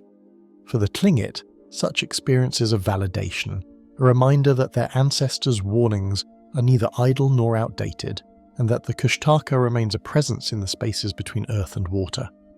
Whether legend, cautionary tale, or reality, the Kushtaka inhabits the same rivers, tidal flats, and misty forests as those who pass through. Hunters and guides speak in hushed tones of seeing otter-like figures watching from the banks, vanishing before they can be approached. Canoes sometimes return to shore alone, paddles neatly placed inside, suggesting intention rather than accident. The river, ever constant and ever changing, keeps the secret alive, reminding all who enter that human perception is limited, and that the wilderness has its own rules and guardians. A single, quiet line implying that something ancient still moves beneath the surface, neither myth nor memory, waiting for another name to call. The Cold Bay Ghost Plane. The first glimpse came as a glimmering shape slicing through a low-hanging mist, impossible to place on any chart. It appeared over the cliffs of Cold Bay, moving with precision yet in complete silence. Observers caught their breath, noticing the aircraft's sharp, unnatural glide against the grey sky. It lingered above the waves, turning smoothly as if surveying the shoreline, its form just distant enough to make recognition difficult. The cold wind carried the scent of salt and seaweed, but no sound reached those watching, no hum of engines or mechanical vibration to betray its origin. Pilots and fishermen alike froze, the engines of their own machines dull compared to the silent, deliberate glide of the aircraft. Those in boats stopped paddling, leaning forward, straining their eyes through mist and rain. Even seasoned aviators, accustomed to the unpredictable skies of the Aleutians, exchanged uncertain glances. The plane did not behave like any known craft, climbing and diving with a subtle grace that seemed almost conscious of its audience. Fear and fascination mingled, and a quiet tension spread across the shore as people realized that what they saw defied expectation. Clouds bent unnaturally around its path, catching light in ways that made the plane appear both massive and ethereal. Rays of the late afternoon sun glimmered off its fuselage, reflecting in distorted shapes that could have been mirrors or illusions. The mist thinned and thickened in unpredictable ways, revealing glimpses of the plane and then hiding it once more. The air seemed heavier near the cliffs, vibrating with an unseen presence, as though the environment itself acknowledged the intrusion. For those watching, perception warped. The sky and water seemed to blend, and the plane's movements felt deliberate in a way that made reality itself feel unstable. Stories of vanished aircraft have long haunted Alaska, but this sighting carried a clarity that made disbelief nearly impossible. In the decades prior, planes and small aircraft had gone missing, claimed by storms, fog, or icy waters. Investigators had long catalogued these disappearances as tragic accidents, yet Cold Bay had never produced a case with so many witnesses in one place. Locals remembered decades-old tales of phantom flights and unexplained lights over the straits, but the current events surpassed these in precision and presence. Everyone present felt the weight of history and the uncanny reality of witnessing something that had no official record. Equipment operators struggled to reconcile the radar screen with their eyes, seeing an empty sky where something very real had just passed. Radar stations along the peninsula flickered with blips that appeared and vanished within seconds. No flight paths corresponded to the location, no call signs identified the movement, and no air traffic controllers had registered any craft in the vicinity. Even satellite imagery from later that day could not capture the anomaly, leaving a growing sense of contradiction between human perception and mechanical verification. Experts questioned the data, yet those who had seen the plane insisted on the reality of what they observed. Historical records show a string of similar incidents along the Aleutian corridor dating back decades. Early aviation logs and Coast Guard reports hint at ghostly or unregistered flights, often dismissed at the time as errors or mirages. In some cases, The sightings involved multiple witnesses who described identical flight patterns or shapes. Though most incidents were archived without resolution, the recurrence along the same coastal stretch adds a chilling pattern to the Cold Bay event, suggesting that the skies above Alaska have long harboured anomalies beyond explanation. Radar operators recall fleeting blips that defied conventional tracking, appearing and disappearing within seconds. These signals were recorded not just during the main sighting, but in the hours surrounding it. Some blips moved at improbable speeds, accelerated or changed direction abruptly, and vanished without leaving a trace. Attempts to correlate these readings with known aircraft, drones, or weather phenomena failed repeatedly. The anomalies were noted in official logs but remained unresolved, creating an ongoing debate between skeptics and those convinced of a more extraordinary explanation. Meteorologists studying the event noted unusual thermal layers and cloud refraction that could distort perception, but nothing accounted for the coordinated flight pattern. The atmosphere that day created patches of dense fog, low clouds and shifting winds which could trick the eye. Yet the observers reported smooth, purposeful maneuvers inconsistent with natural optical illusions. Witnesses described the plane adjusting altitude in tandem with gusts and banked precisely around obstacles. Even with all known environmental factors considered, the phenomenon retained a deliberate, controlled quality, reinforcing the mystery and leaving investigators without a definitive explanation. The coast seemed to hold its breath as the plane circled once, twice, and then vanished into an impossible horizon. Observers reported it performing turns too precise for any aircraft of comparable size, gliding through sudden cloud layers without turbulence.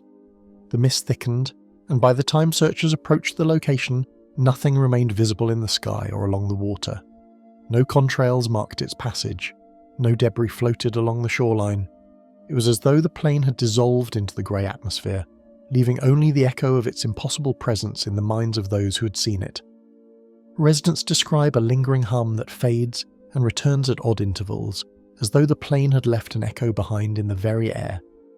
Cabins perched along the cliffs and bays recorded faint vibrations during the afternoon, moments of low-frequency resonance that defied measurement.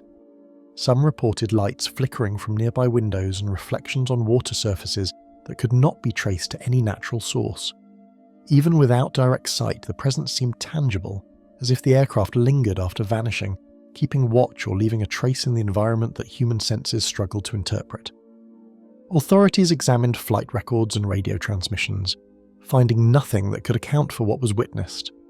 There were no scheduled flights in the area, no distress signals, and no registered private aircraft capable of such maneuvers. Coast Guard patrols scanned the surrounding waters and islands for evidence, but no wreckage or mechanical debris was ever located. Investigators considered optical illusions, atmospheric refraction, and human error, yet the consistency of eyewitness testimony from multiple independent observers made total dismissal impossible. The case remained logged as unidentified aircraft, a rare entry in otherwise meticulously documented Alaskan airspace. Those present report a profound sense of being observed, as if the aircraft had acknowledged them before disappearing entirely. Pilots and fishermen alike describe a momentary, uncanny connection, as though the craft was aware of their presence and intentions. Some recall fleeting shadows along the cliffs, others noticed patterns in the clouds that seemed deliberate, almost communicative. Memory of the event remains vivid, and even years later witnesses experience a subtle unease whenever storms roll over Cold Bay. The sensation is not fear alone, but an acknowledgement of something intelligent, unseen, and beyond explanation. By nightfall, the sky returned to empty grey, leaving only the questions and the uneasy weight of what might still be overhead. Conversations among residents drifted toward disbelief, speculation, and cautious fascination. Stories spread through small towns, repeated in hushed tones, and journalists filed reports that highlighted the inexplicable nature of the sightings. Even those who had initially doubted what they saw found themselves reconsidering, haunted by the certainty in the eyes of others. The event left a mark not on the landscape itself, but on the perception of those who inhabit it, a quiet but enduring reminder that Alaska still harbours mysteries untouched by explanation. Whatever crossed Cold Bay that day remains untraceable, waiting silently in the clouds for eyes to find it again. the Savonoski crater mystery. Across the Katmai expanse, the ground seems to breathe, its pale ash plains shifting like the memory of fire. What was once a violent display of Earth's fury now lies still beneath a constant veil of silence. A silence so deep it feels almost reverent. The wind carries fine dust over the skeletal remains of birch and alder, their roots buried in a century of volcanic ash. Travellers who venture here describe the same uncanny sensation, that the land itself is listening. When the Novarupta volcano erupted in June of 1912, it erased a landscape and a community in a single convulsion of ash and flame. The eruption remains the most powerful of the 20th century, sending smoke high enough to dim the skies of distant continents. Among those who vanished in its shadow were the residents of Old Savonoski, a village that had thrived along the Naknek River. The survivors fled north and never returned to rebuild, their homes swallowed by the new geography of desolation that came to be known as the Valley of 10,000 Smokes. Decades later, survey teams stumbled upon a crater whose geometry defied the chaotic violence of eruption. Its edges were smooth and circular, its depth consistent and clean, as though the ground had folded inward with purpose rather than fractured under force. Early geological reports placed its formation long after the 1912 eruption, yet no record of subsequent volcanic activity existed in the area. The anomaly was named the Savonoski crater, but beyond the sterile term lay the unsettling implication that something had altered the land quietly, unseen, and with intention. Scattered along its rim lay traces of habitation, charred beams, stone outlines, fragments of tools fused by heat. The discovery puzzled archaeologists, for these remnants matched the materials once used by the people of Old Savonoski, whose village had been obliterated more than 40 years before the crater appeared. Carbon testing returned inconsistent results, some samples indicating a much younger origin. Whatever the truth, it suggested an impossible chronology, evidence of life reappearing in a place that had long been deemed uninhabitable. Archival journals from early trappers and missionaries mention a sunken hollow near the old river crossing, long before the crater was officially mapped. These handwritten accounts describe a depression that seemed to grow each winter, swallowing portions of nearby forest as the snow thawed. None of the writers recognized the formation as volcanic, and several noted the absence of steam or sulfuric odor typical of active vents. The earlier sketch, dated 1927, depicts the same circular outline visible today, suggesting the land had already begun its slow and inexplicable transformation decades before the crater's discovery became public record. In the spoken histories of the region, elders mention lights drifting across the valley long after the sky cleared. They described them as wandering embers that moved against the wind, dipping and rising as though guided by unseen hands. To the descendants of those who once lived near the river, the lights were not spirits but signals, warnings from something still restless beneath the ash. Hunters told of hearing hollow sounds at night, rhythmic and deliberate, echoing across the basin when no one else was there to make them. Declassified memoranda from mid-century expeditions reveal brief references to thermal irregularities of unknown cause. The documents, stamped with redacted signatures, speak of field readings that exceeded geothermal expectations and mention instruments that failed repeatedly near the crater's edge. The final report ends abruptly, stating only that operations were postponed indefinitely due to logistical constraints. No subsequent mission bearing the same classification ever appeared in the geological record, and the region's activity remained officially dormant. Modern technology has only deepened the puzzle, revealing patterns invisible to the naked eye. Satellite imaging and drone-mounted sensors have mapped subtle concentric depressions radiating outward from the crater, each perfectly symmetrical. Thermal scans show faint heat signatures along the same pattern, pulsing intermittently like the afterglow of a buried engine. Researchers who reviewed the data described it as a natural rhythm without a natural cause. The imagery drew renewed interest, though few were willing to risk field study in an area known for unpredictable ground shifts and toxic vents. Some scientists proposed the idea of collapsing permafrost pockets, yet the data resisted simple explanation. No trace of methane release, ice lens rupture, or seismic instability was ever recorded near Savonoski. The soil composition did not match typical thermokarst formations, nor did it suggest subsidence from melting ice. In every measurable sense, the crater should not exist, at least not within the geological behaviour of that valley. Its symmetry and persistence defied the chaos expected from an environment shaped by eruption. Measurements showed nothing unusual, yet witnesses spoke of a subtle resonance below the surface, a movement too slight to record. One field technician, in an unverified account circulated among researchers, claimed to hear metallic tones beneath the ground that repeated at intervals of roughly 8 seconds. When he returned to camp, his compass spun continuously until the batteries in his hand-held radio drained. Another reported waking to the sound of falling gravel outside his tent, though no footprints appeared in the surrounding ash the following morning. Seismic analysts later reviewed regional data, expecting to find tremors corresponding to those field reports, but the instruments remained silent. No measurable quakes, no ground resonance, not even microseismic vibrations appeared on record for the nights the team reported movement beneath their tents. The absence of geological activity ruled out subsurface collapse or magma flow, leaving only the unsettling possibility that whatever caused the vibration was not part of the Earth itself. For a discipline rooted in measurable reality, the silence in the data was its own kind of disturbance.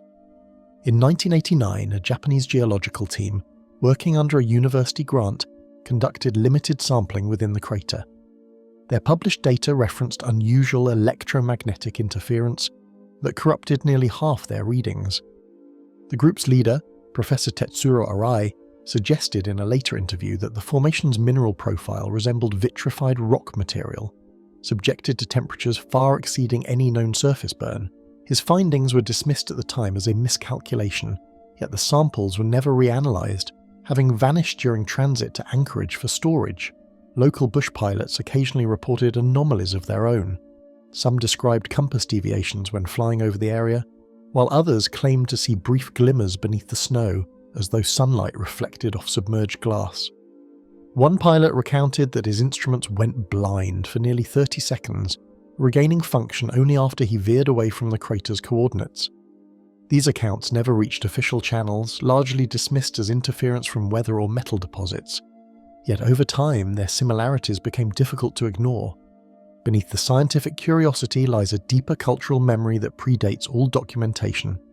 The Aleut and Tlingit oral traditions speak of places where the earth is thin, where old fires still whisper, and where the living may stand upon ground that is not entirely dead. Some elders warn that the valley around Savonoski was never meant for habitation again, for its silence is not peace but containment. To disturb it, they say, is to remind the ancient forces of their unfinished work.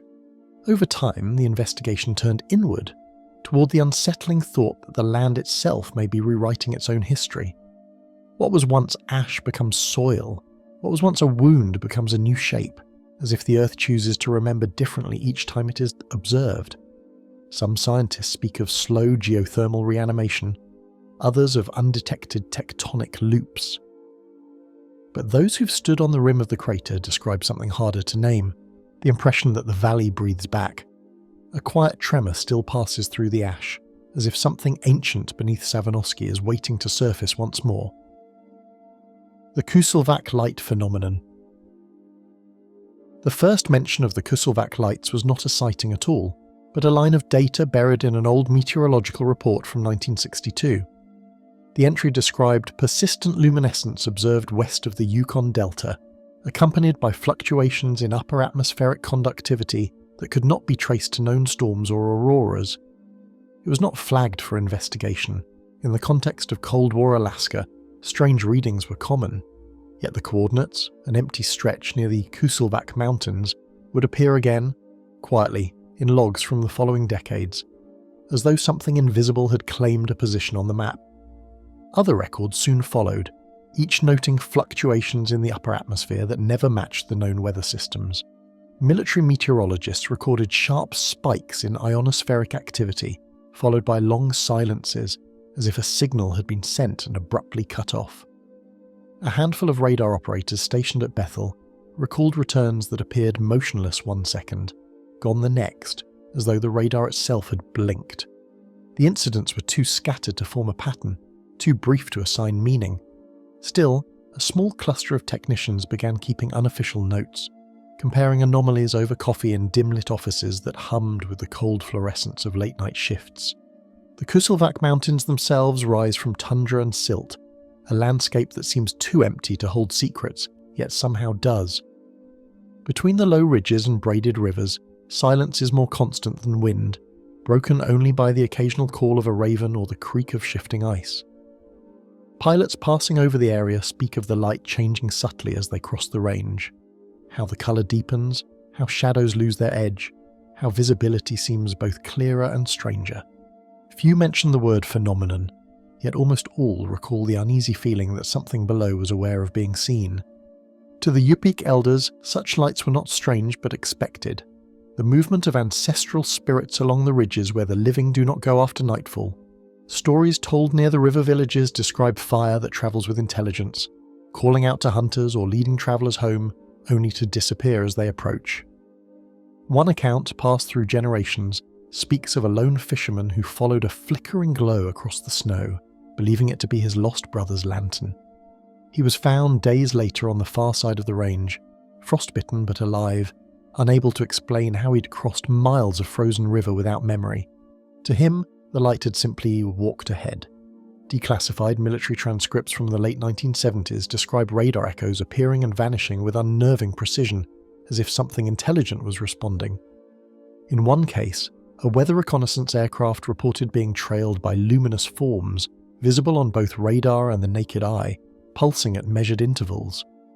The crew logged the incident, but the report was later marked as unverified visual, and buried among hundreds of Cold War false alarms. When questioned years later, one of the navigators insisted that the lights had formed a pattern, 3 short bursts followed by a long one, repeated continuously until the aircraft changed course. The implication of a signal was never publicly acknowledged. An engineer stationed at St Mary's Airfield in 1983 kept a personal journal of his encounters. His notes described nights when the power grid would flicker for no apparent reason, followed by a faint glow moving along the horizon. He measured magnetic interference during those intervals but found no cause. One entry reads, "The light hums differently when no one else is watching." After his death, the journal was donated to a small museum in Anchorage, where it sits unclassified and rarely read. Contemporary researchers have tried to capture the event with drones, long exposure cameras, even satellites, but the light resists repetition. Every documented occurrence seems unique, sometimes a single vertical flare, sometimes a drifting band that bends against wind direction. Drones sent to follow it lose signal, thermal imaging shows nothing, radiation levels remain stable. The phenomenon behaves as if aware of the instruments trained upon it, adjusting its timing to avoid being recorded. Locals who claim to have seen it describe the light not as bright but alive, moving like breath through fog rather than flame through air. Some theorists now argue that the phenomenon is not light at all but perception, a field of energy that manifests only when watched. They point to parallels in other remote regions where atmospheric plasma and human consciousness appear oddly entangled. A physicist at the University of Alaska once proposed that the Kusulvac anomaly might represent an unclassified form of bioluminescent ionization triggered by electromagnetic feedback loops, but the theory collapsed when no environmental catalyst could be identified. What remains is an idea that unnerves even the skeptics, that the act of looking might create the very thing being sought. Across the years, the phenomenon has drawn the attention of those less concerned with science than with silence. In 1997, an Alaskan wildlife biologist disappeared after venturing toward the mountain ridge to install motion-activated cameras. His last radio transmission mentioned a flicker near the river mouth.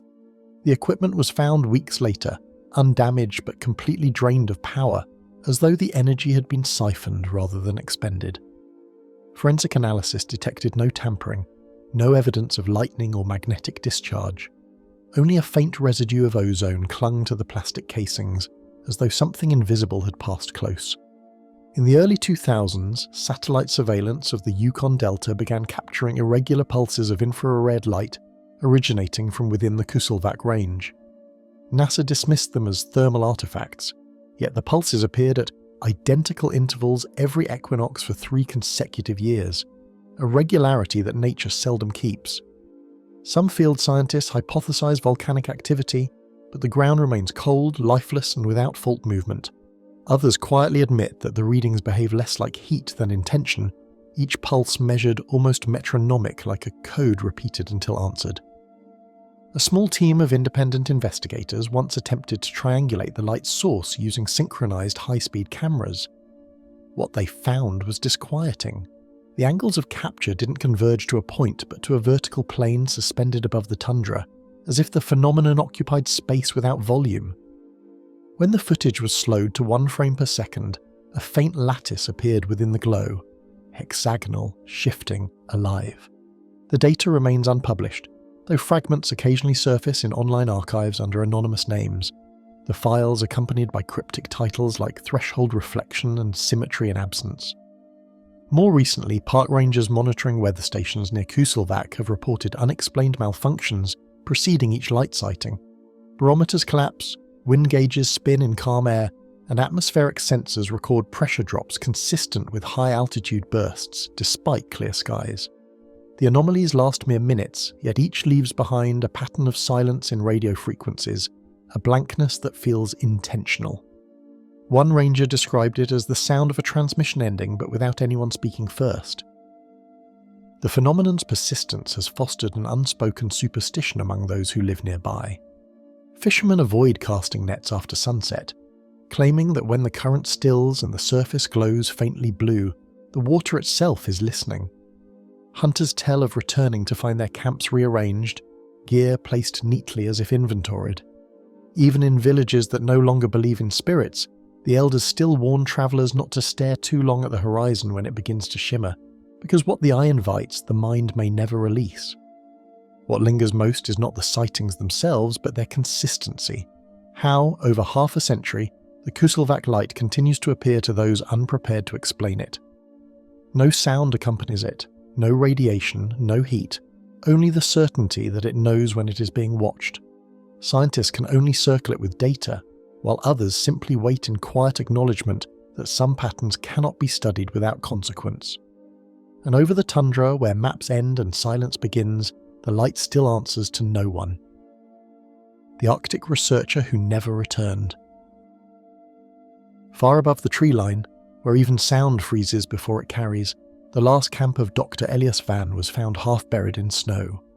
The tent sagged inward, canvas stiff from frost, its seams laced with ice that had grown outward like fine veins. Around it stretched a landscape without shadow or end, only a vast whiteness broken by scattered flags marking the edges of an unfinished survey grid. The wind moved through the site without pause, shifting small drifts across footprints that led in no discernible direction. No signs of struggle, no torn fabric, no blood, only the eerie suggestion that whoever had lived here had simply walked into the horizon and never returned. He had been studying permafrost methane release patterns for the National Arctic Climate Initiative, a project designed to monitor invisible shifts deep beneath the ice. The mission was routine by Arctic standards, a solitary data collection assignment in the foothills north of the Brooks Range. Van was stationed there for only 6 weeks, chosen for his experience in remote environments and his familiarity with cryogenic soil sampling. The equipment, a series of temperature and gas sensors, was standard issue, nothing experimental, nothing classified. He was to install, calibrate and record, then relay daily transmissions to the Fairbanks Coordination Centre. Colleagues remember him as meticulous, cautious to the point of obsession, a man who measured the distance between tents and marked his boots to track rotation. He'd spent years mapping glacial sediment, often alone for months at a time, and was regarded as someone both precise and unflinching. Yet in personal notes later recovered from the base, he described a growing unease, subtle, atmospheric, like being watched by a sound. The phrasing puzzled his peers. Van was not known for metaphors. He wrote it again a few days later, adding, "The air here moves in ways I can't record." When the first transmission failed to arrive, the base assumed equipment failure, a common inconvenience north of the Brooks Range. Batteries often froze before dawn, and solar cells cracked under the cold. The protocol allowed a 3-day delay before emergency contact. It was not until day 4 that a technician noted something stranger. All 3 relay stations along Van's route had stopped broadcasting within an hour of one another. Their systems restarted automatically, but carried no messages, as if the signal had been cut midstream. 2 days later, a shortwave burst was intercepted. Static. Then a faint voice repeating coordinates that led nowhere. The recording was indistinct, distorted by frequency drift and wind interference, but multiple listeners agreed the voice was Van's. The numbers, however, corresponded to no known grid points, only a featureless region of tundra extending toward the Arctic plain. Attempts to trace the signal triangulated its source to a 10-mile radius already marked as his operational area. It was as if he'd called from nowhere or from everywhere at once. The search began under pale light that made direction meaningless, helicopters tracing grids over whiteness without horizon, snowmobiles cut temporary paths between marker poles, and infrared cameras scanned for residual heat. They found none.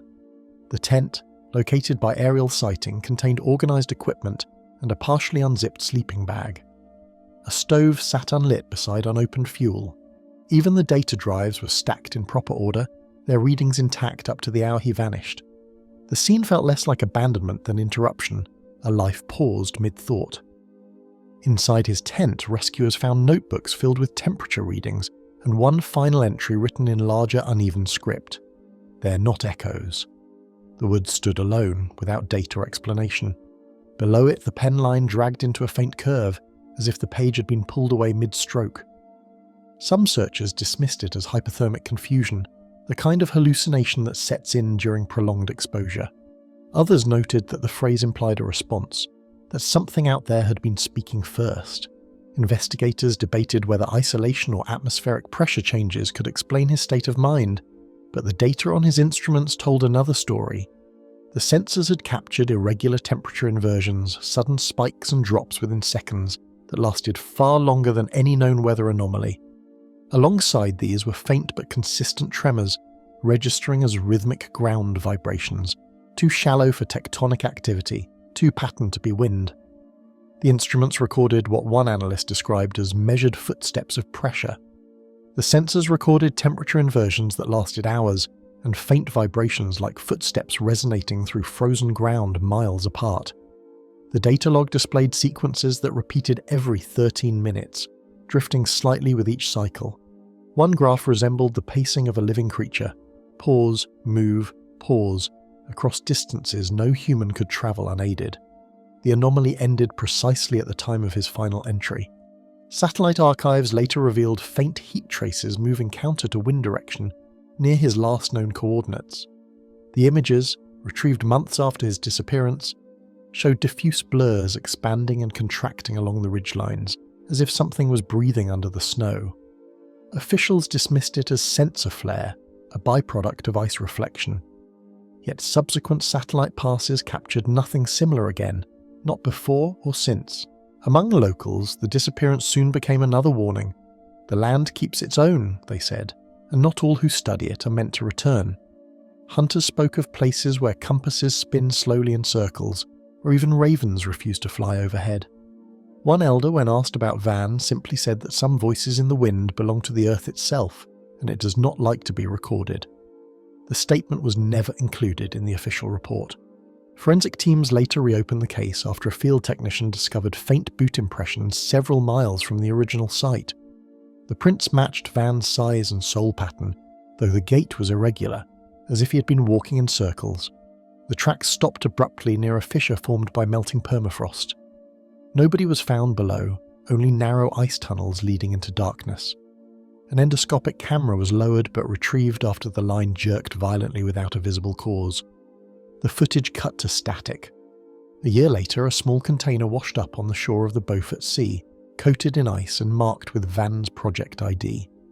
Inside was a data logger, its internal clock reset to 0. The final entry was time-stamped 31 hours after his disappearance. It recorded ambient sound for 3 minutes, low-frequency vibrations, repeating intervals of 12 beats, followed by what resembled a human breath. Analysts could not reproduce the noise artificially. In the decade that followed, the coordinates of his last camp became a point of interest for researchers studying atmospheric resonance. Drones flown over the area recorded occasional magnetic fluctuations, brief distortions in compass bearings that always realigned upon retreat. No further human expeditions were approved. The region remains restricted, cited as environmentally unstable, though no geological hazard has ever been documented there. Some theorists have proposed that Van encountered a rare form of infrasound illusion, where deep natural tones can induce feelings of dread or presence. Others suspect he may have triggered a pressure collapse beneath thin ice and been lost instantly to the subglacial network below. Yet neither theory explains the data continuity, nor the recordings that continued long after his signal should have gone silent. Years later, a patrol drone operating hundreds of miles south captured footage of a solitary figure crossing a frozen ridge at dusk. The shape moved slowly, wearing what appeared to be outdated expedition gear, its outline flickering in and out of visual focus as if seen through heat distortion. Analysts dismissed the sighting as a mirage caused by lens glare, but when the footage was enhanced, a reflective patch on the jacket's shoulder briefly showed a logo, the emblem of the National Arctic Climate Initiative. In the stillness of the Arctic night, where all movement feels borrowed, the cold remembers every step ever taken. The Phantom Fisherman of Bristol Bay. At the far edge of Alaska's western coast, where the tundra meets grey water and the wind carries the smell of iron and brine, Bristol Bay opens into a vast, restless gulf. Each year, when the salmon runs pulse through its frigid channels, hundreds of boats move in synchrony, their decks slick with rain, their crews racing against the tides. The sea here has never been kind, but those who work it understand its moods, the stillness before the wind shifts, the sudden pull of the current beneath the hull. Yet among the fishermen of this region, there is another rhythm spoken of in quieter moments, the pattern of boats that go missing without reason, and of voices carried across the fog long after the engines have died. Among the logs kept by the early salmon fleets in the 1930s, a handful of entries describe boats that drifted ashore empty, their nets hanging as if recently tended. The most famous of these was the Margaret L., found half-submerged near Kushtaka Bay in 1933, its oil lamps still burning when a patrol cutter arrived. The three-man crew was never recovered, and the vessel bore no sign of collision or storm damage. Similar notes appear through the decades, boats sighted from a distance but vanishing by morning, radio calls truncated mid-sentence, and small fishing skiffs found intact days later, with nothing missing but the men themselves. What unsettles historians is not the loss, but the quietness of it. No distress calls, no debris fields, no trace of struggle. Old captains still recall nights when the sea spoke in unfamiliar tones. They describe low murmurs threading through the fog, words indistinguishable yet human, as though carried on the back of the wind. One captain from Naknek claimed he once heard his own name shouted from the dark, the voice of a crewmate who had drowned the year before. The sound came from across the water, answered by silence. Over time, these experiences became part of the bay's folklore, a place where the dead were said to continue fishing beneath the waves, their boats visible only in certain weather when the air turns metallic and the horizon folds in on itself. Weather logs from the 1960s reveal curious patterns noted by meteorologists stationed along the coast. On the same nights when the phantom boats were reportedly sighted, barometric readings often dipped without a clear cause, and localized fog banks appeared in regions where the sea should have been calm. A 1968 entry from the King Salmon Weather Station records an abnormal auditory phenomenon described as a sustained humming or droning noise resembling distant engines, despite all vessels being accounted for in port. Though written as mere observations, such details coincided with the last known transmissions of two small gill netters that disappeared near Togiak Bay within that same week. Within small harbour bars, men used to whisper that these sounds belonged to the Ghost Fleet, a name passed quietly through generations of fishermen who avoided certain stretches of water. The superstition carried practical rules: never call out another man's name in fog, never whistle aboard at night, and always toss the first fish caught back into the sea as an offering. These rituals weren't born of religion but of fear, a belief that the bay demanded acknowledgement of its hold over those who lived by it. To some, the sea's patience was finite, and when it grew restless, it came to collect its debt. One report from 1987 describes a boat sighted twice, first at dawn and again at dusk, in precisely the same position off Cape Constantine. The second sighting prompted the Coast Guard to investigate, but by the time the patrol arrived there was only open water and a faint oil sheen moving with the tide. The report lists the event as unconfirmed visual anomaly, yet radar logs from 2 nearby vessels recorded an object of matching dimensions. When questioned later, the captains could recall no crew, no registration number, and no light other than a single dim glow from the wheelhouse. Scientists who visited the bay decades later attempted to rationalise these accounts through natural explanations: temperature inversions, bending sound waves, optical illusions caused by refraction, or rogue waves masking distant lights. In 2002, an acoustic research team studying marine communication recorded a faint, low-frequency tone beneath the ice shelf that lasted nearly 40 seconds. The sound was rhythmic and oddly patterned, echoing what early fishermen once described as the call of unseen engines. The team found no biological source, and mechanical interference was ruled out. Though it never repeated, the sample remains archived under the unclassified heading Anomalous Subsurface Resonance Bristol Sector. Even today, satellite trackers have recorded strange echoes along the waterline, signals mimicking emergency beacons that activate briefly and vanish before any traceable fix. Coast Guard records show no registered distress alerts at those times. A 2016 incident involved a private research trawler detecting a faint transponder ID corresponding to a vessel lost in 1979, the Silver Dawn. When the crew triangulated the signal's location, they found nothing but churning water and fragments of driftwood that appeared newly splintered despite decades of absence. For residents at the bay's edge, the strange occurrences have become a quiet legacy, felt more than described. Grandfathers tell their sons to keep a distance from the deeper channels where the tide split, and radio operators still lower their voices when static patterns begin to form familiar shapes.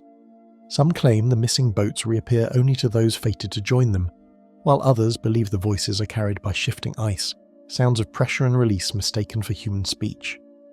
Whatever their explanation, all agree that Bristol Bay carries more than current, it carries memory. Historian from Dillingham once collected these testimonies, filling notebooks with sketches of boat outlines seen against grey horizons and transcripts of radio chatter caught between frequencies.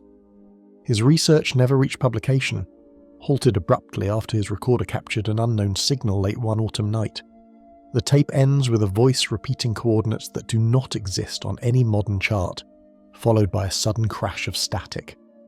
He left Alaska shortly after and refused to speak of the incident again, though his notes remain stored in the University of Fairbanks archives under restricted access. In 2019, a storm surge uncovered fragments of an old wooden hull near the mouth of the Kushtaka River. Marine archaeologists determined it was consistent with a mid-century fishing vessel, its boards marked with tool patterns suggesting repair done well after the supposed date of its disappearance. Inside, beneath layers of silt, divers found a single object, an oil lamp identical to the one recovered from the Margaret L nearly 90 years before. The lamp still contained traces of whale oil, long congealed but preserved by the cold. No one could determine how it ended up there, nor how its brass remained untarnished. Not all who hear these stories dismiss them. Younger fishermen, despite modern radar and navigation systems, often describe fleeting radar returns that pulse once and vanish. They joke about it on shore, but their laughter carries a nervous rhythm, the same unease that once filled taverns a century ago. Some admit to hearing faint radio signals that echo their own distress frequencies, like their voices thrown back to them through the mist. These reports appear harmless, but they leave behind a silence that lingers in every empty berth, in every boat that leaves port and doesn't return when the tide changes. In recent years, search teams equipped with sonar imaging have mapped parts of the bay long avoided by locals, revealing a scattering of unregistered hulls lying far deeper than their materials should allow. Each one bears the corrosion of decades, yet appears undisturbed by current or scavengers. No conclusive identifications were made, but one sonar technician claimed the arrangement of wrecks resembled a line, like vessels frozen mid-departure all facing toward the open sea. Some believe it is not the men who vanish, but the sea that forgets to release them. The Vanishing Hunters of Nome, 1980s present. Morning broke without motion across the tundra, the horizon a dull band of silver where the sea met nothing. The light was flat and unblinking, the kind that makes distances seem shorter and details harder to trust. In the hours after dawn, the landscape looked manageable, even benign. But those who have spent seasons on the edge of the Bering Sea know that first impressions betray the truth. That morning, as the search party gathered at the edge of the hamlet, a hush replaced the usual churn of diesel and conversation. A snow machine stood at the lip of a track leading north, its engine warm but its driver absent. The quiet that followed felt less like a calm than an accusation, an immediate sense that something had been taken before anyone noticed. By noon, word had spread through Nome's tight community of hunters. Another man had failed to return. The news moved through the town in the way only a small place can carry weight, quickly and in measured tones. People who had once shared nets and last year's catches sat in the diner with coffee gone cold. Phones rang in supply shops, and the radioed gossip at the harbour shifted from weather to a name that would not be spoken twice. In communities where subsistence hunting is both livelihood and ritual, a missing man is more than a statistic. He's an absence that reshapes schedules, meals, and the way dogs at the wharf sit and watch the horizon. In the small cafes and supply shops near the harbour, the same words repeated year after year: experienced, careful, knew the land. Veterans of the bay said the missing were the kind of hunters who thought about ice thickness and wind shifts before loading gear. They were men raised to respect the land's grudges, people who checked compasses twice, who left markers and backed their machines into the snow to ease a quick return. When such men vanished, the explanation could not be a simple misjudgment. The repetition of that description, over decades and across names, made the disappearances feel less random and more like a pattern-rejecting explanation. Official records list over a dozen such cases since the 1980s, though locals say the true number is higher. The formal files are clinical and lean: incident numbers, coordinates, names, and the time search was suspended. They tell part of the story: a dozen documented vanishings, search hours logged, resources deployed and then withdrawn. But community memory stretches those numbers. Family lists, old ledger notes, and the footnotes of local histories add missing names that never reached state reports. In piecing these records together, a silhouette emerges. These are not isolated tragedies, but a repeating phenomenon concentrated in the same coastal margins and seasonal windows. Rescue teams know the terrain too well to be surprised: whiteouts, pressure ridges, and sudden cracks in the ice. But these disappearances defy even those explanations. Searchers moved with practiced choreography: grid patterns in the snow, infrared sweeps, dog teams trained to ignore the wind's tricks. They expected to find overturned sleds, engine failures, and tracks leading to a thin spot in the ice. Instead, they often found machines parked upright, lunches untouched, boots still laced, the ordinary details of departure left behind as if their owners had stepped only a few paces away. The absence of disturbance, the lack of struggle, turned every practical theory into a poor fit. Seasoned rescuers, who'd seen avalanches and sudden storms, admitted in private that this was something else, an erasure rather than a disaster. Family members speak of dreams before the loss, of voices calling through the wind, of headlights seen moving far from any marked trail. Those left behind tell of small, uncanny preludes, phone calls that clicked at the same second each night for a week, dogs whining at dawn, or a sudden restlessness among elders. Several families recounted hearing voices across frozen inlets, the exact timbre of someone familiar beckoning them to follow. A few hunters would report seeing a distant headlight roaming off trail in conditions too calm for another machine to be active. Whether these were omen or coincidence, the recounting of patterns fueled a nervous expectation that something unseen prepared its stage before taking another life. Satellite imagery has revealed faint disturbances where none should be, lines that fade overnight, as if drawn and then wiped clean by unseen hands. When remote sensing analysts began poring over archived images, they found subtle anomalies: light scratches across the snow that appeared one night and vanished the next, narrow geometries that did not correspond to animal trails or known machine tracks. Some frames captured the ghost of a trail crossing a channel where ice should have held. The alterations were minute, sometimes only visible when comparing near consecutive passes, but their recurrence in the same locales over the years suggested either a slow hand at work or a phenomenon that chooses its moments and removes all evidence afterward. Elders in the region tell of beings that walk behind travellers, mirroring each step until the path divides and only one figure remains. Older narratives carry the shape of things that modern reports skirt, tales of shadowed figures that keep pace with solitary travellers until a crossing or fork appears, and then only one soul continues. These stories are spoken cautiously, not as literal instruction but as long memory. They hold the kind of advice that blends respect and fear. Never travel alone when the horizon is silver. Always mark your turning, keep the dog within sight. Such customs, both protective and prayerful, grew from practical survival and something older that used their caution as scaffolding. Some researchers propose magnetic interference, echoing light phenomena, or disorientation caused by polar mirages. Scientists offered hypotheses rooted in measurable phenomena: magnetized mineral pockets that offset compass readings, thermal gradients causing optical drift, or light refraction in layers of cold air. Each explanation fit a piece of evidence at times, an errant compass here, a stranded hunter there, but none accounted for the totality. No single natural mechanism explained the upright machines abandoned with tools in place, nor did it explain occasional reports of a figure seen moving beyond the edge of a ravine that instruments showed to be smooth and solid. Yet even the skeptics admit that the disappearances have a rhythm, a seasonal pull that coincides with the tundra's thaw and freeze. There is a cadence to the losses. They cluster in certain months when the sea's skin alters between solid and slush. When fog forms pockets that confuse depth and direction. Hunters call it a watch. Scientists call it correlation. The effect is the same. People travel that border when need forces it. Food, tradition, the timing of hunts, and the land behaves differently, as if some margin between states of being opens and invites passage. When patterns repeat with a kind of cold inevitability, explanation becomes a question of whether one respects the recurrence or attempts to outrun it. In Nome, the searchers no longer ask why, they simply wait for the next name to join the list.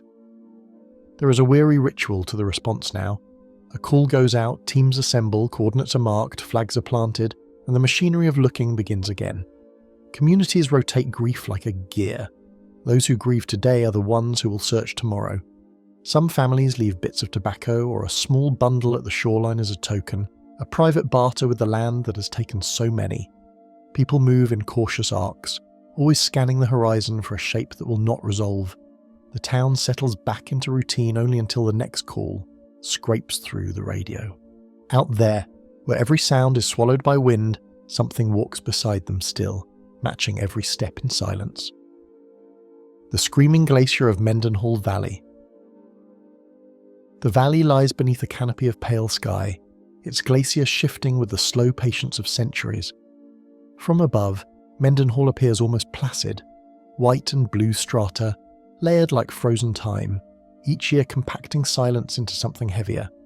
Yet deep beneath the ice, pressure moves like thought, reshaping tunnels and chambers no human has seen. Locals say the glacier never truly sleeps. It sighs, it creaks, and on certain nights it screams. Locals first spoke of the screams in the early 1960s, when winter nights carried voices that the wind could not explain. Families living near the valley road recalled how the sound would rise without warning, low at first, then sharper, resonating through the walls of their cabins like a vibration felt more than heard. Some claimed it echoed the human voice too closely to be mere ice fracturing. Others dismissed it as wind trapped between cliffs, funneled into something eerie by chance. Still, the stories persisted, passed quietly through decades of long, dark winters. In those days, the sound was described as layered, part wind, part anguish, part something mechanical buried deep within the ice. Hunters who camped nearby spoke of the noise carrying through the fog, reaching them even miles from the valley floor. The reports described tone and rhythm, a pattern no natural process seemed to match. To some, it resembled metal under strain. To others, a wailing chorus carried by unseen movement. Each description differed slightly, but all agreed on one thing: it did not belong to the glacier they knew. Researchers who came to study the noise brought instruments, not prayers, and left with more data than understanding. In 1972, a team from the University of Alaska installed seismic sensors around Mendenhall to measure glacial motion. They found shifts that matched expected patterns: creep, melt, refreeze. But among them, a series of deep tremors stood out. These tremors pulsed at irregular intervals, with frequencies just within the range of human hearing. When played back, they produced a sound disturbingly similar to a drawn-out human cry. The scientists labelled them resonant stress discharges. The public preferred the glacier's scream. Some of the earliest recordings, preserved in Juno archives, reveal tones too consistent to be random. Audio engineers who later analysed the tapes found sustained harmonic frequencies that suggested an internal echo, something bouncing within a hollow, as though the glacier possessed its own acoustics. One tape in particular, dated January 17, 1974, contains a single minute of continuous wailing before the sound cuts off abruptly. Attempts to replicate the conditions have failed. Newer recordings capture nothing more than the creak of shifting ice and the distant groan of meltwater. The original tape, faint and distorted, remains unmatched. Hikers who venture too close to the glacier's mouth speak of pressure that hums in the chest before the sound begins. They describe it as physical, like standing near machinery too large to see. Several reported headaches, disorientation, and the sense that the air thickened around them moments before the first audible vibration. A few said they turned back before hearing anything at all, unnerved by the sudden feeling that the ground beneath them was breathing. For others, curiosity overpowered fear, and they stood to listen until their bodies trembled from cold and something deeper they couldn't name. Over time, attempts to replay the original tapes in modern formats have revealed something unexpected. When digitized, faint secondary tones emerged, sounds beyond the frequency range of human hearing, pulsing at precise intervals as though following a coded pattern. Audio specialists tried to isolate them, believing it to be a mechanical hum or recording artifact, yet each replication altered slightly, as if the glacier's voice resisted capture. Some even reported interference during playback, small power surges and static bursts, phenomena no one could fully explain, but that always occurred when the scream reached its highest pitch. At night, when temperatures fall sharply, the glacier breathes, releasing groans that mimic human distress. Visitors camping at nearby Mendenhall Lake recalled sleepless hours spent listening to noises that rose and fell with unnerving rhythm.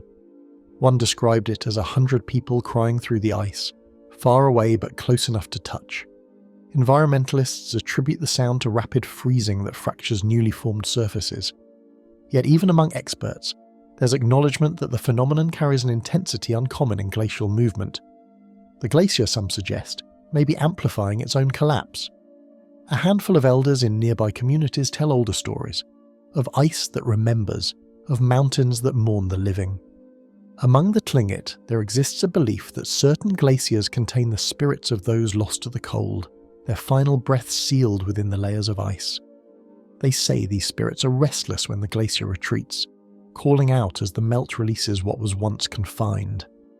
In this telling, Mendenhall's voice is not merely geological but ancestral, a warning against forgetting what the land has already taken. Such stories are not told often now, yet they linger quietly in the rhythm of the place, half history, half haunting. Modern geologists attribute the cries to internal stress fractures, cavitation, and the collapse of ancient air pockets. As meltwater travels through channels, it can build pressure, creating sudden bursts of sound when those chambers rupture. The pitch varies with depth, temperature, and density, producing a range of frequencies that can easily be mistaken for something alive. To the rational observer, it's a perfect collision of acoustics and physics, an event no stranger than thunder.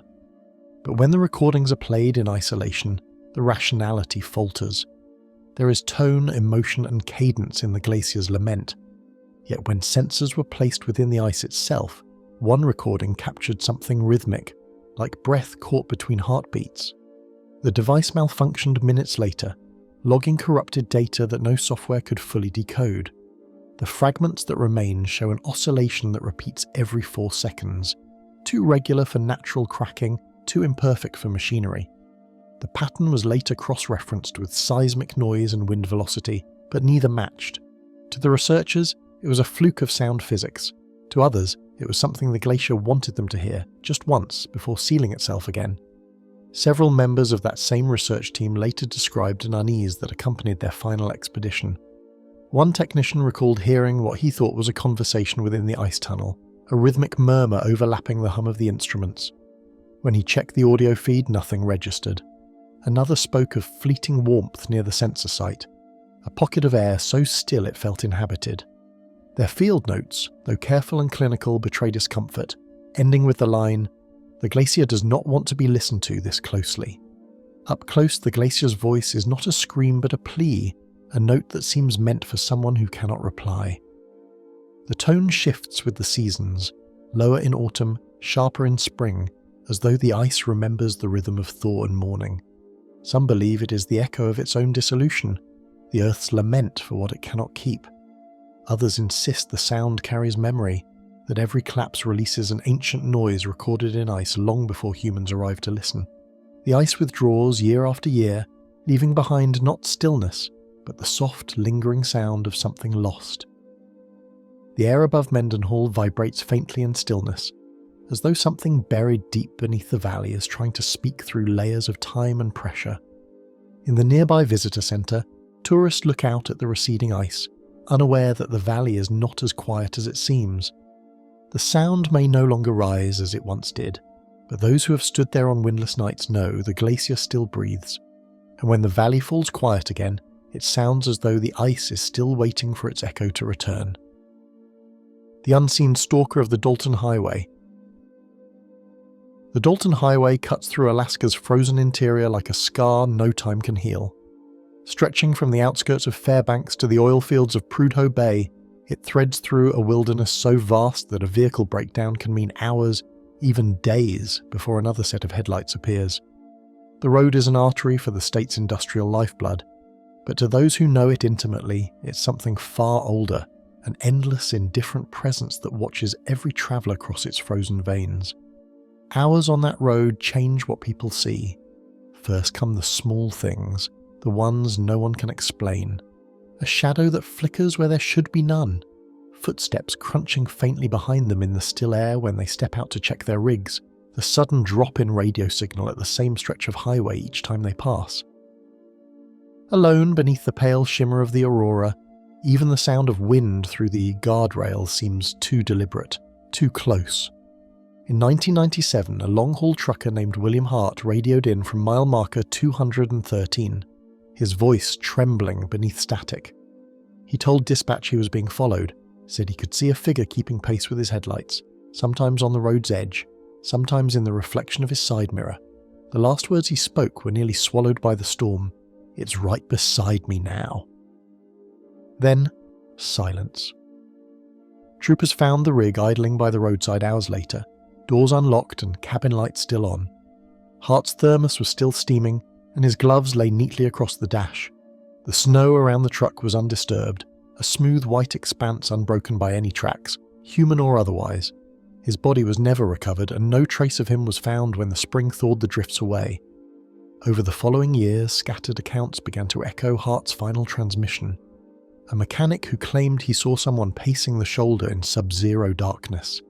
A pipeline worker whose rearview mirror filled with what looked like a human silhouette, only for it to vanish when he turned around. None of them could describe what they saw in detail, only that it seemed too tall, too quiet, too steady to be real.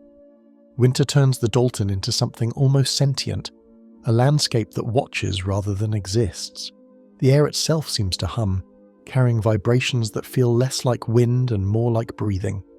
Lights flicker on the horizon where there are no settlements, and the snow seems to swallow sound until the only thing a driver can hear is their own heartbeat thudding against the wheel.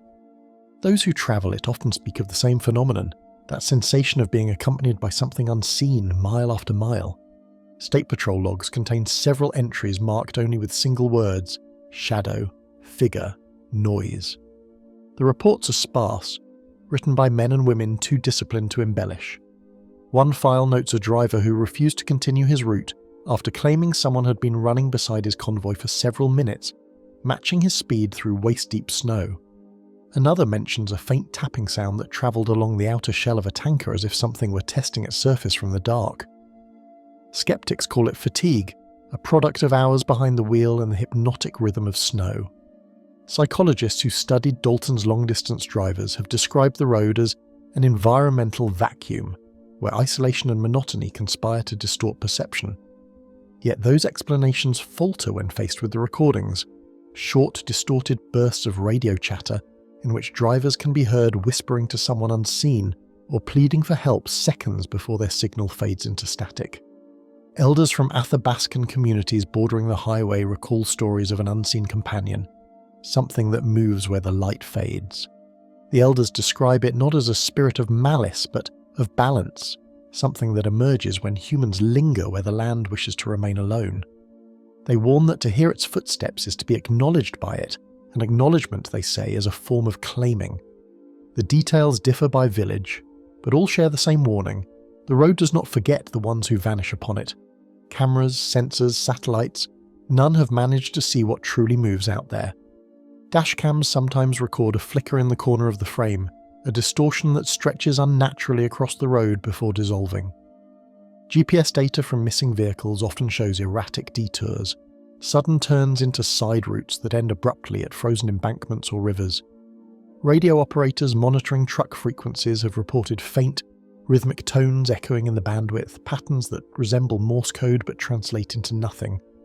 Notably, a short-lived research effort by the Alaska Department of Transportation in 2017 attempted to monitor the most incident-heavy stretch with thermal cameras and motion sensors.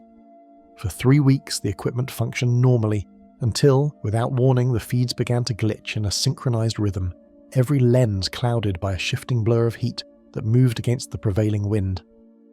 Technicians on site described a high-pitched tone just beyond human hearing, and when the footage was later reviewed, one frame appeared to capture a faint humanoid outline within the interference, elongated as if stretched by motion itself.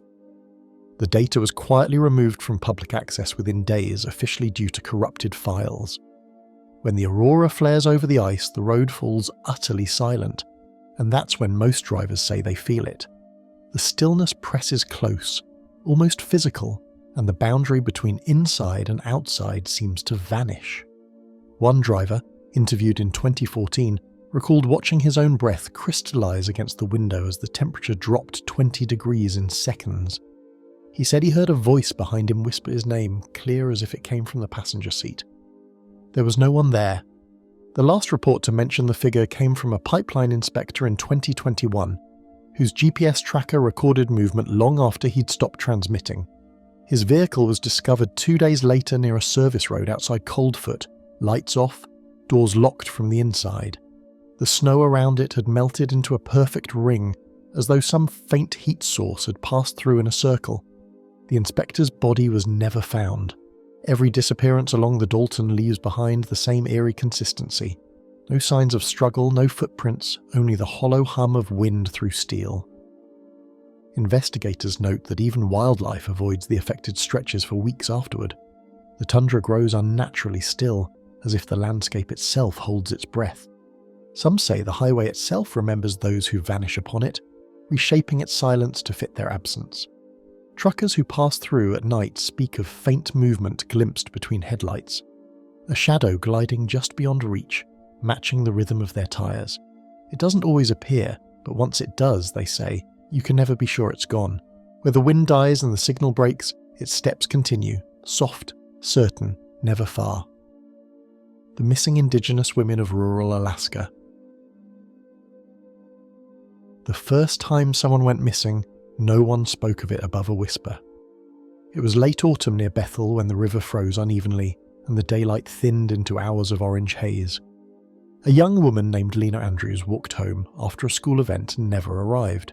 Her boots were found beside the road, upright as if she'd stepped neatly out of them.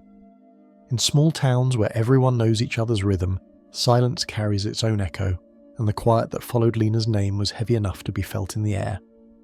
By the time another woman vanished, the weather had turned, icy wind scouring the gravel roads until no tyre tracks held.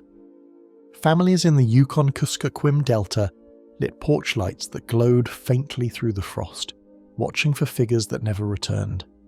It became a pattern no one wanted to name. Disappearances spaced across seasons, across villages linked only by supply planes and rumour. Some believed the cold itself took them, while others whispered of passing truckers, transient workers, or something that moved unseen through the dark stretches between settlements where no cell signal reached. Police reports, when they exist at all, read like half-erased stories. Names appear and vanish, case numbers stop mid-sentence, timelines contradict themselves. The Anchorage Daily News once mapped the unaccounted for across the state, revealing a scatter of faces lost to paperwork, more than 1,000 missing persons, a disproportionate number of them Alaska Native women. The reports seldom explain why search parties end when footprints do, or how the wilderness becomes both evidence and eraser. Sometimes the files close because winter comes too fast, and sometimes because no one outside the village is still listening. In the villages, mothers keep their daughters close after dark, though the danger does not always come from outside. Alcohol, isolation, and a history of generational trauma coil together like unseen frost under the skin. Elders speak of balance lost, how, when people forget their stories, the land begins to take notice. In some households, daughters no longer walk alone to the store. They carry knives or bright scarves so they might be found more easily. Safety becomes a ritual of small precautions, repeated like prayer, though prayers too have started to feel thin against the wind. By the river's edge, where the searchers turn back and the wild takes over, the found things drift ashore. Boots, coats, fragments of a vanished presence, a jacket trapped beneath lake ice, a mitten embedded in thawing permafrost. Each discovery restarts the ache of uncertainty, reopening the question of what lies between disappearance and discovery. Searchers describe a feeling of being watched in the stillness, as if the tundra itself keeps count of who goes missing and who looks for them. Some of these items are collected and tagged, others are left where they are found, as if moving them might disturb something that refuses to rest. Their words fall cautiously, shaped by the superstition that speaking too freely could awaken the next disappearance. State troopers sent from Anchorage describe hundreds of miles of road without witnesses, hours of daylight that vanish before any grid search begins. One investigator once said that in Alaska, every case is also a geography lesson: mountains, ice, tundra, sea, all conspiring to erase. Journalists who travel north report that communities hesitate to speak, not from apathy, but because every mention reopens wounds still raw from the last disappearance. To ask about one missing woman is to remember them all. And in the long dark months when daylight barely touches the tundra, the radio still crackles with names, some spoken, others abruptly cut off. The static carries voices of relatives, search coordinators, and sometimes elders calling out messages that fade mid-sentence. The airwaves themselves feel haunted, like a pulse that refuses to still. Truckers travelling the Dalton Highway say they hear distant cries through their CB radios, fragments that mimic human distress but vanish when anyone responds. The state's vastness swallows both signals and stories. What remains is an accumulation of echoes without origin. Beyond official channels, an underground network of volunteers forms through social media and word of mouth. They trade coordinates, sightings, fragments of surveillance footage. Many are indigenous women themselves, balancing jobs and family while searching for others who resemble their daughters, cousins, or neighbours. Their spreadsheets fill with faces that law enforcement rarely updates. Some nights they light fires near the frozen rivers, leaving offerings of tobacco or beads, believing that acknowledgement might draw the missing back, or at least keep their spirits from wandering in the cold. The state's vast geography works against them. In winter, aircraft cannot land on snow-covered airstrips. In summer, the melting tundra swallows footprints and evidence alike. Federal jurisdiction shifts like ice flows, leaving cases stranded between agencies. Alaska Native advocates have long argued that systemic neglect is the quietest kind of violence, so persistent it becomes part of the landscape. They speak of missing data, missing funding, and missing urgency. For many families, the word missing itself has become inadequate. It no longer means lost, but unfound by choice. There are nights when northern lights twist above the river valleys in sheets of green fire, and people say that the lights are spirits dancing. Some elders insist the lights have begun to move differently, faster, restless, as if stirred by the growing number of the unreturned. Others dismiss it as folklore resurfacing under stress, a way for grief to explain what bureaucracy will not. Still, those who stand alone beneath the aurora sometimes claim to hear faint voices mingled with the wind. laughter that turns to cries, songs that end mid-breath. Far from the villages in Fairbanks and Anchorage, the faces of the missing appear on posters taped to gas station doors. The paper yellows, the ink bleeds from frost. Travellers see them and look away, telling themselves it's someone else's tragedy, someone else's landscape. Yet occasionally one of those travellers will later report a fleeting encounter on the road, a woman walking alone where no one should be, her clothes outdated, her expression unreadable. When they stop to help, she's gone, leaving only boot prints that end abruptly in fresh snow. Within indigenous communities, the vanishings linger like stories carried in both fear and resilience. Story circles form not to explain the vanishings, but to remember the women as they were. Hunters, teachers, sisters, mothers. Names are spoken aloud to keep them from fading. Drums beat softly at vigils, the rhythm steady against the silence that stretches over miles of frozen earth. The ceremonies are quiet, yet within that quiet lies defiance, a refusal to let erasure become the final act. Data may reveal the pattern, but not the presence that seems to move within it. They describe a psychological toll that comes from mapping loss across a land this large, where every road ends in wilderness. Forensic teams sometimes recover fragments years later. Bones, hair, small belongings, but identification often fails when databases lack proper reference samples. The science falters where human connection has already thinned. It leaves open a haunting possibility that not every disappearance fits into the realm of solvable crime, and that some absences are kept deliberately beyond reach. Another case emerges, another cycle begins, accountability promised, attention fleeting, silence inevitable. Activists march with photographs held high, their breath visible in the sub-zero air. They demand not just justice, but acknowledgement of existence itself. In these marches, the sound of footsteps echoes through frozen streets like a heartbeat too stubborn to fade. Still, even among the chants and signs, an unspoken fear lingers that somewhere beyond the streetlights the pattern is already repeating. While silence settles over the static, something out there keeps listening.